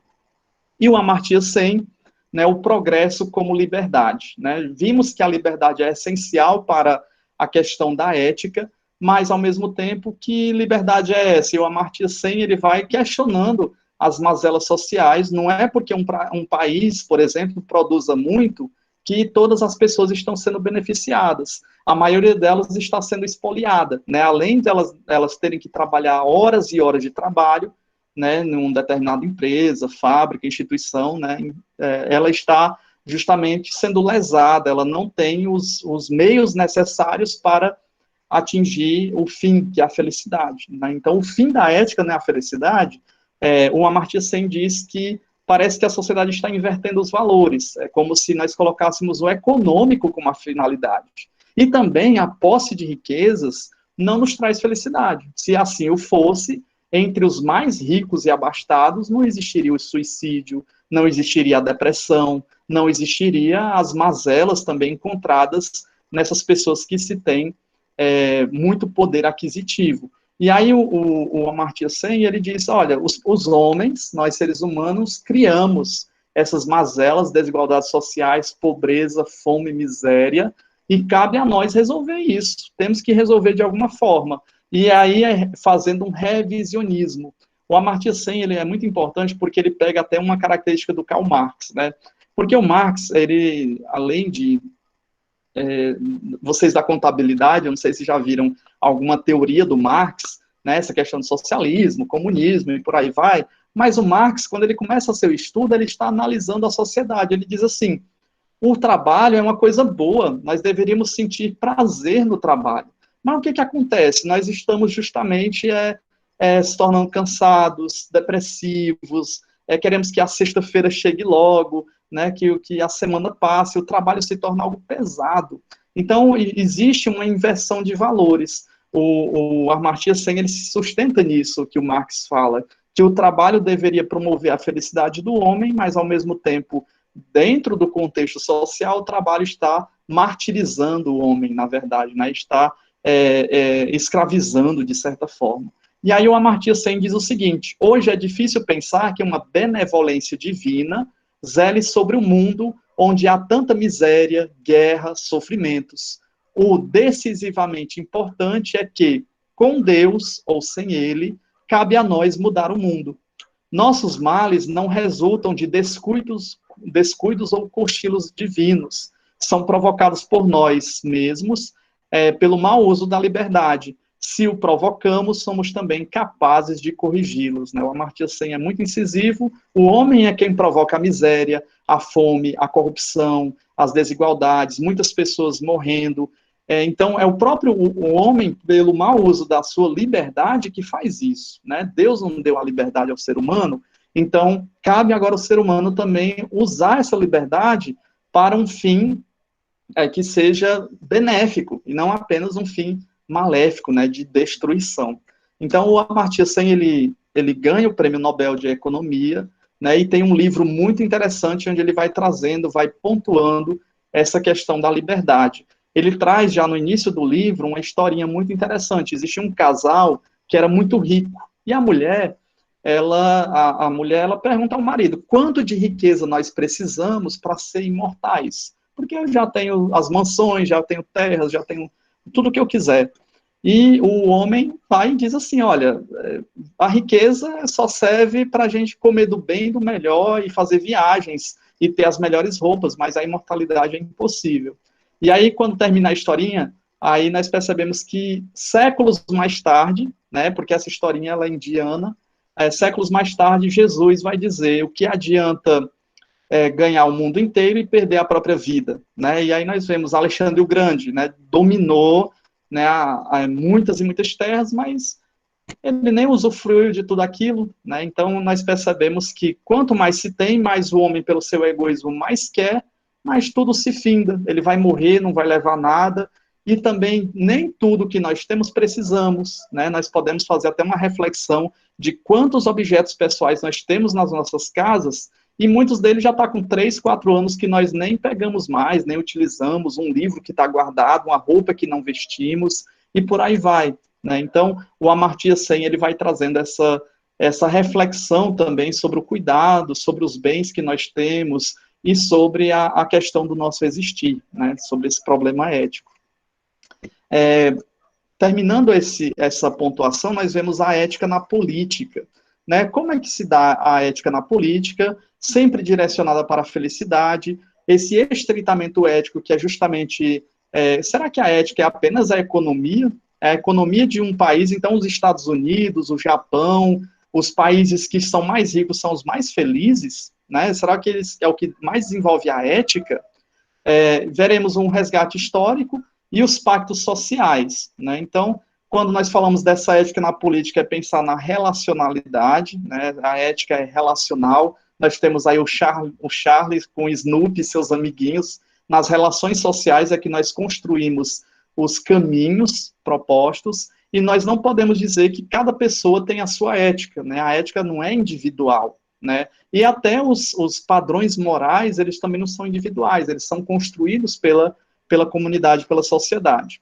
E na ética na política, vocês podem ver nesse slide, EN quer dizer Ética a Nicômaco, que é um livro do Aristóteles. O Aristóteles escreve para seu filho, né, o Nicômaco, e ele diz ali que a política é uma ciência arquitetônica.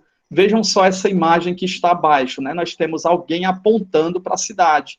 Como é que se davam as discussões gregas? Era alguém, né, as pessoas mais abastadas, mais ricas, elas eram instruídas pelos sofistas, os grandes professores, e elas iam discursar na ágora, que é justamente onde está representado ali o espaço público. Então ele apontava para a cidade, olha, está faltando educação, está faltando isso, eu vou melhorar no meu governo, né? Ele fazia os grandes discursos inflamados, os grandes discursos políticos, e as pessoas eram conduzidas por um processo democrático, né? Democracia grega, apenas os gregos em si, os mais ricos aqui votavam, né? As mulheres não votavam, e aí nós vemos um contraste, porque o Platão diz que o rei filósofo é aquele que mais desenvolve a capacidade intelectiva, né, juntamente com as demais capacidades. E para o Platão, não importa se você é homem ou se você é mulher, poderia existir muito bem a rainha filósofa, ela tem todas as capacidades. Já o Aristóteles não, o Aristóteles ele coloca também o homem, e aí nós temos que ver o contexto de dominação e o contexto dos gregos nesse período, né? Mas o Platão, nós já encontramos isso, que a mulher tem todas as capacidades para ser a rainha filósofa. E ali, nessa imagem, o que nos chama a atenção é porque muitos, assim que ele saía, aí entrava outro, e o outro já poderia denegrir ele também, dizer, olha, tudo que ele disse é mentira, eu que vou fazer essas demandas sociais, enfim. Era no espaço de discussão que a ética era construída no sentido de de discursos feitos por essas pessoas, né, na polis. Política vem de polis, né? Polis significa cidade.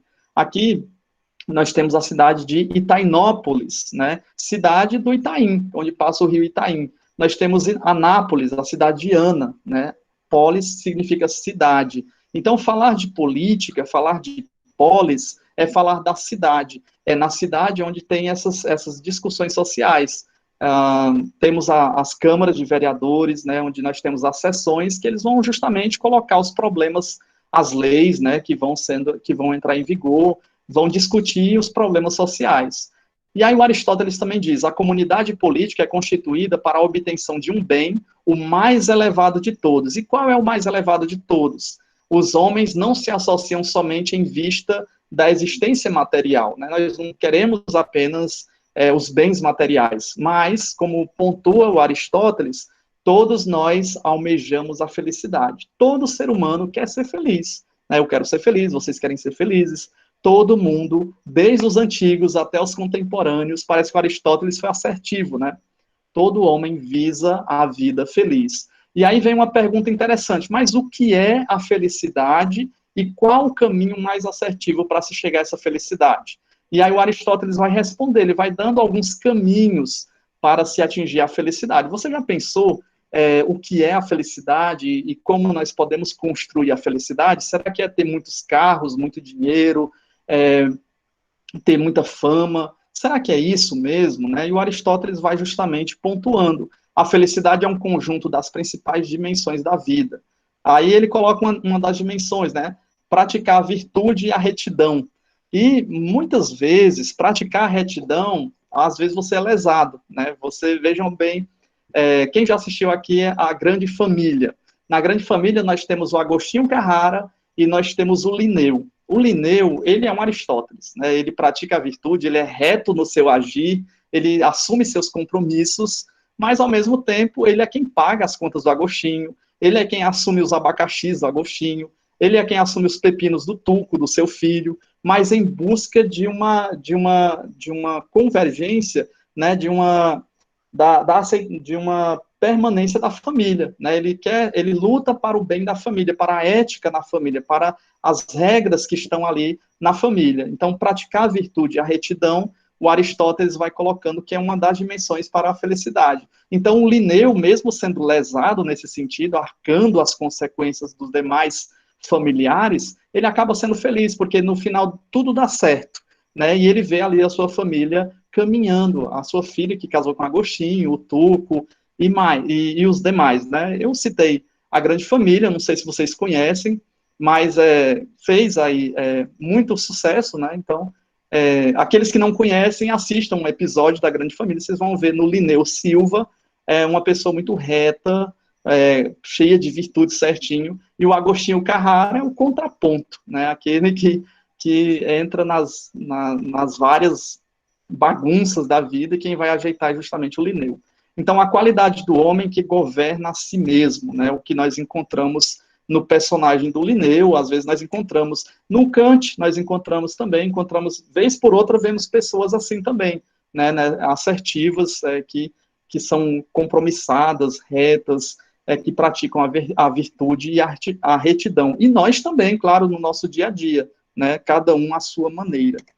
Outra característica que o Aristóteles coloca é ter amigos. E aí eu pergunto, quantos amigos você tem? Você tem muitos amigos ou colegas? Né? O Aristóteles vai dizer que, no máximo, mesmo que a gente viva aí 200 anos, o máximo só dá para ter 5 amigos, porque são aqueles que nós podemos realmente confiar neles. Então, conviver com um círculo de amigos. Né? Os amigos, na visão de Aristóteles, eles não podem exigir nada de você. Ei, me empresta isso, ei, me dá um dinheiro. Não, isso não é amigo, não.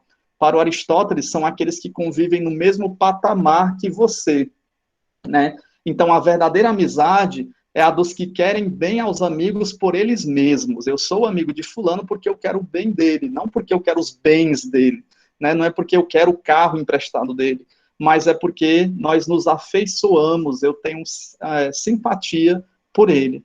É o próprio amigo, antes de fazer o bem, é próprio do amigo, antes fazer o bem do que recebê-lo. E ali nós temos um desenho também da década de 90, né, o Doug Funny e os seus amigos ali curtindo, e aí nós percebemos que, na visão do Aristóteles, o médico ele tem uma capacidade melhor de ser amigo de outros médicos, o contador de outros contadores, né, o professor de filosofia de outros professores de filosofia, porque eles se entendem, o diálogo é muito parecido. Então, o amigo se dá entre os iguais, a amizade se dá entre os iguais, entre as faixas etárias, entre a formação acadêmica, entre o mesmo número de posses, né? Se um for mais rico do que o outro, vai haver uma desigualdade. Então, Aristóteles vai pontuando que a amizade deve ser dada entre os iguais, e ele é um dos ingredientes da felicidade, né? Além de cumprir a virtude e a retidão. Outra característica é possuir bens materiais em quantidade suficiente, né? Em grande quantidade, não. Mas é necessário, claro, que nós comamos, bebamos, tenhamos uma casa, possamos nos vestir, né? Isso vai trazer a felicidade. Não necessariamente ter uma roupa de marca que vala 5 mil reais. Será que isso vai trazer felicidade? O Aristóteles vai dizer não, né? Nós temos que viver de forma suficiente. E aí ele pontua na Ética Nicômaco 1, 2, né? Livro 1, no capítulo 2, na página 2. Ele diz: o excesso dos bens desvia o homem de sua finalidade, a busca do bem humano. E aí nós temos o tio Patinhas, né? O tio Patinhas, o mais rico, né, dos desenhos animados. Nós podemos perceber quantas e quantas coisas e objetos que nós temos e não usamos, né? Os indígenas, por exemplo, algumas aldeias, eles colocam uma regra moral de que eles não podem ter mais do que 20 objetos durante toda a sua vida, né? 20 objetos já está de bom tamanho, né? A sua rede, a sua oca, porque se passar desse número, eles vão ter justamente, vão entrar em conflito, e ao mesmo tempo vão praticar o egoísmo, vão querer sempre mais, e esse mais vai servir para a felicidade? O Aristóteles diz que não, e os indígenas também dizem que não, né? É ter aquilo que é para o necessário da nossa existência. Outra característica é justamente o homem precisa viver em sociedade. Se nós nos afastarmos da sociedade, da cidade, da polis, vai ficar muito mais difícil de cumprirmos a nossa existência, as nossas potencialidades, né? Alguém pode se perguntar: ei, professor, mas o Tarzan? Gente, o Tarzan é um personagem fictício, né? A sociologia já mostrou que a Kamala, né, algumas meninas que foram perdidas e deixadas na floresta, elas não desenvolveram a linguagem, elas não conseguiram se socializar, elas morreram. E quando elas foram descobertas pela sociedade, no caso dessa menina que eu citei, poucos dias, elas morreram, elas não conseguiram se adaptar por causa das estruturas que elas não encontraram enquanto estavam em desenvolvimento na floresta, né? Então, o Tarzan não serve de exemplo, nem o Mowgli também não serve de exemplo, porque são personagens fictícios. Lá eles desenvolveram linguagem, eles têm força, têm agilidade, mas a prática mostra que nós só conseguimos desenvolver linguagem mesmo se for na sociedade, com a nossa família. Nós só podemos desenvolver a capacidade de diálogo, né, na nossa sociedade. O homem incapaz de integrar-se numa comunidade não faz parte da polis. Aí o Aristóteles é bem enfático, né? Aquele que não consegue ir para a polis, né, se adaptar, ou ele é duas coisas.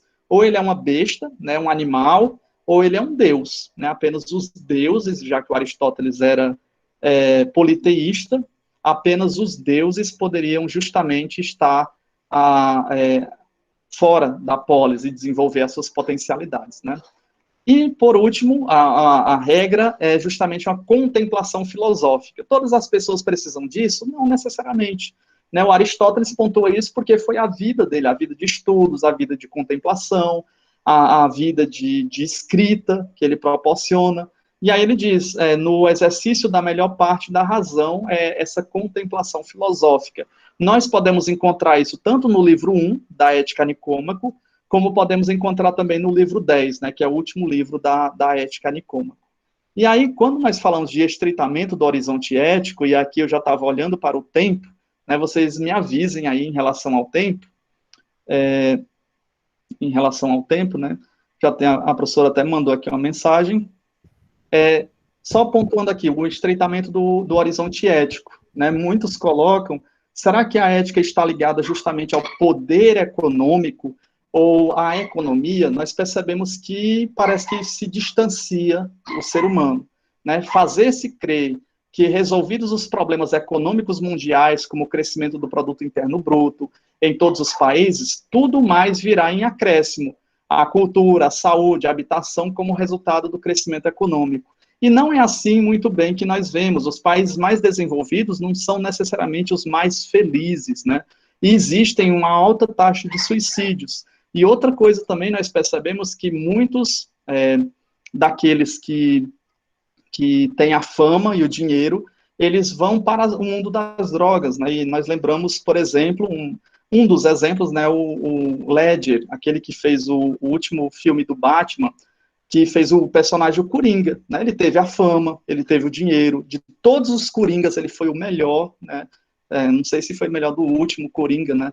Quem assistiu o filme, mas ele foi aplaudido, e aconteceu que ele morre, ele é como se tivesse cometido suicídio, ele não estava contente, ele estava usando drogas ilícitas, né? E tantos outros famosos que têm a fama, a riqueza, né? Tem tudo, e acabam não atingindo a felicidade. Então, o fim é a felicidade. Se não se atingiu a felicidade, nós percebemos que os meios materiais, como se mostra a imagem, são meios materiais que aprisionam o homem, né? Eles são colocados na nossa mente como fim, mas eles não eram para ser o fim. O fim é a felicidade. Eles são meios para atingir a felicidade.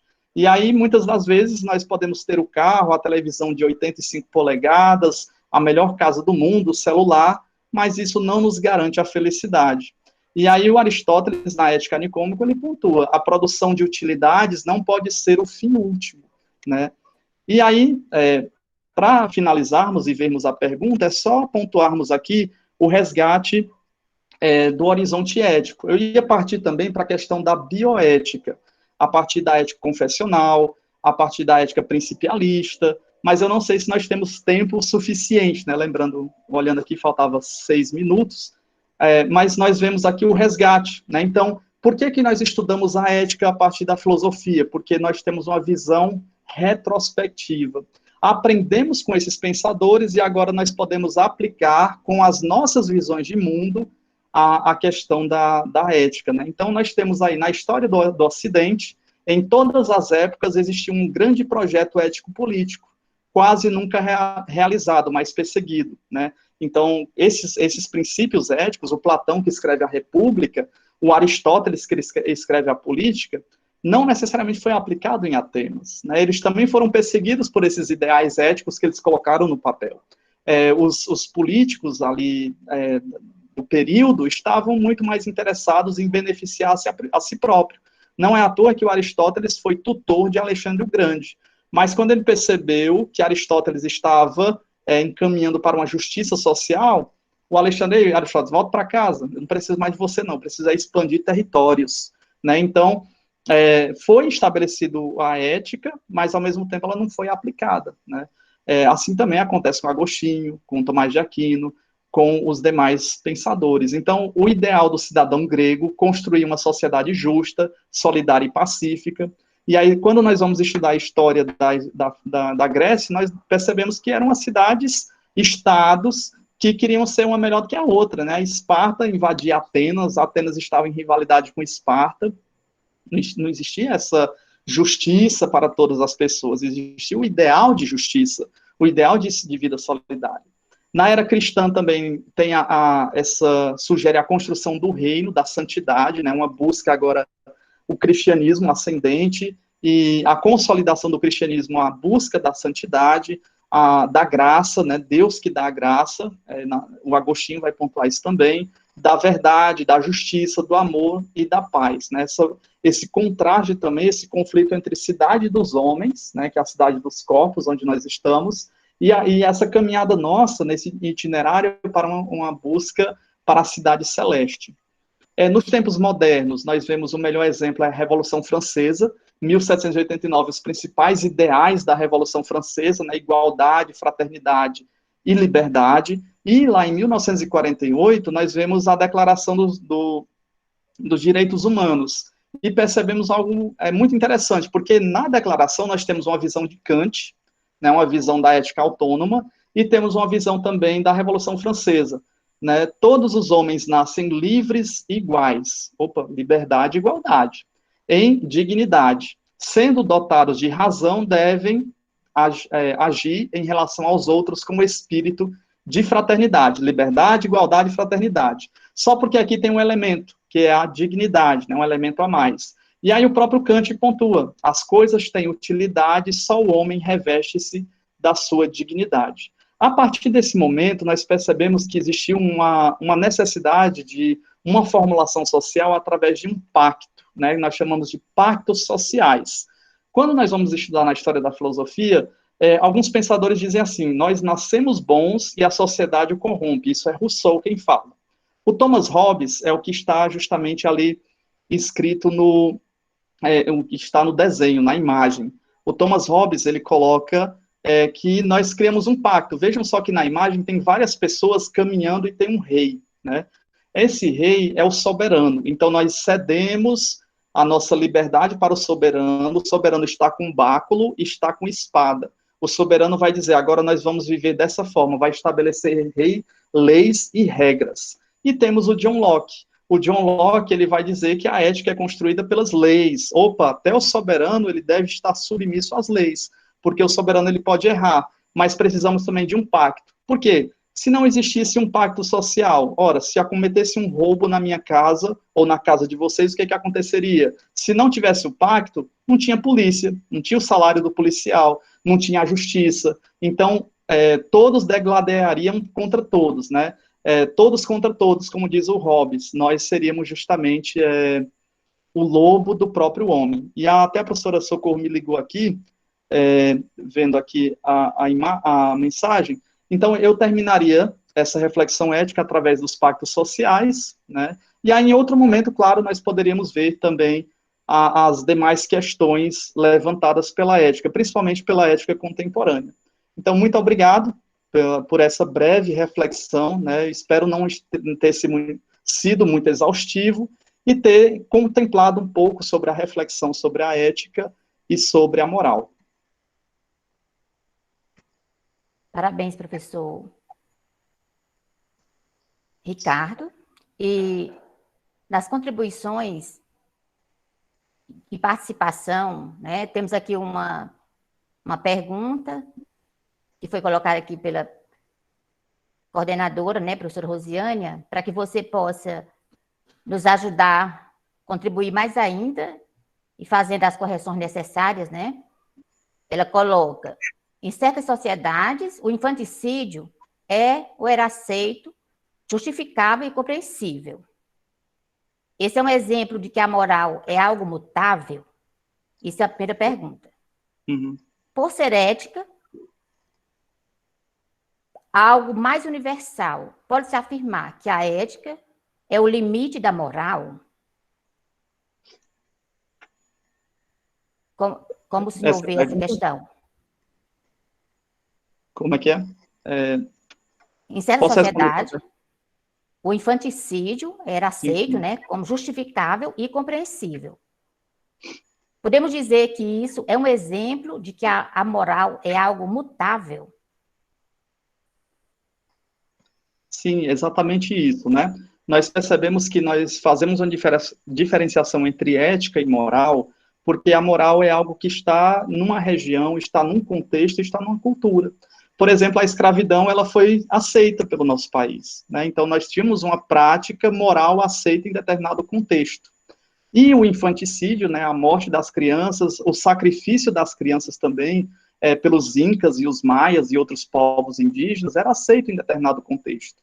O que a ética vai fazer? Vai lançar uma reflexão sobre essas práticas, né, que foram aceitas em um determinado momento, mas que hoje já são altamente criticadas. Assim também como as piadas, né? Lembramos lá do exemplo dos Trapalhões. Quantas e quantas piadas contra o Mussum, que hoje, no século XXI, não seriam mais aceitas, porque as práticas de conduta moral, elas já vêm com outros olhos, né? Já estão totalmente diferentes. Então, é isso mesmo, a moral está ligada a um contexto, e a ética ela vai reformulando as práticas morais através da reflexão.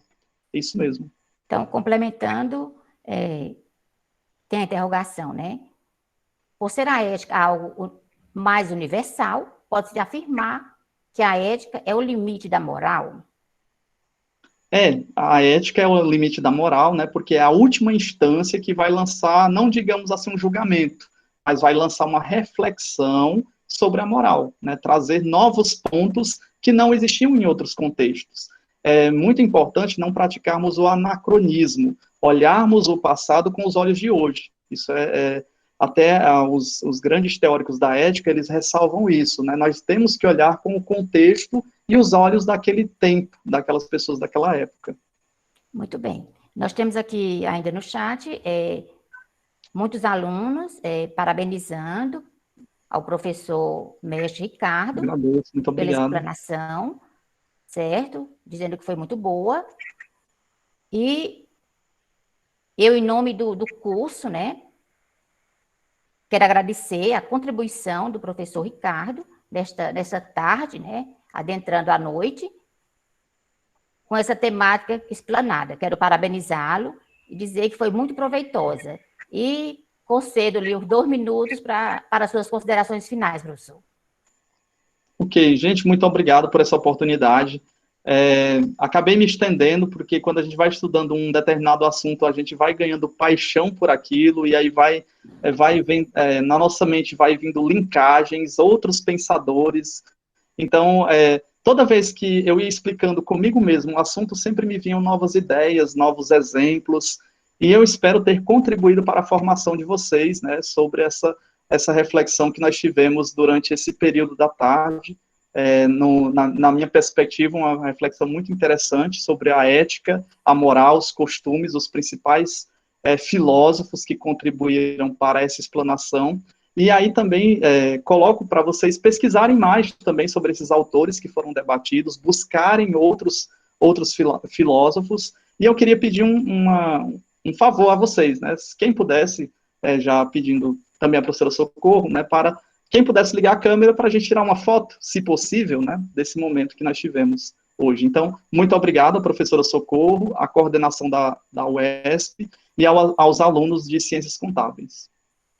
O professor poderia tirar a apresentação? A apresentação. Ah, sim, deixa eu parar aqui, só um minutinho. Certo.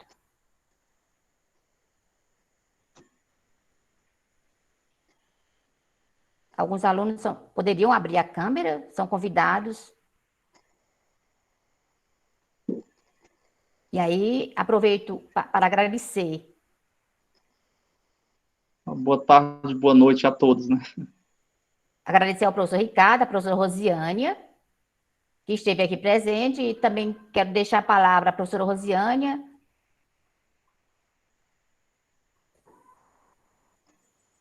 Não vou mais estender, professora, eu quero só agradecer a senhora por ter convidado, né, ter feito o convite, ter compreendido o quanto era importante trazer esse algo mais para os alunos, e o professor Ricardo por ter aceito. Muito obrigada. Suas palavras foram de muita contribuição, né, para os alunos e para mim também. Muito obrigada. Obrigada, professora, pela sua participação. Agradeço ao professor mestre Ricardo, mais uma vez, e quero agradecer a brilhante presença dos alunos do bloco 3, certo? Que fizeram esse momento aqui acontecer. Então, parabéns a todos e por estar até o final deste momento. Desejo a todos uma boa noite e que tenhamos também um bom descanso do dia. Quem pode tirar aí a foto da tela? Sim. O Diego, Matheus, Samara, Maria do Socorro. Cuida, Matheus, cuida. O Matheus, ele manda para Maria Eduane. Tirei, Matheus, professor. ele manda para o professor Socorro, né? Tirou. Isso. Então, gente, muito obrigado. E Obrigada. Qualquer coisa, estou à disposição. Obrigada, boa noite. Fiquem com Deus. Boa noite.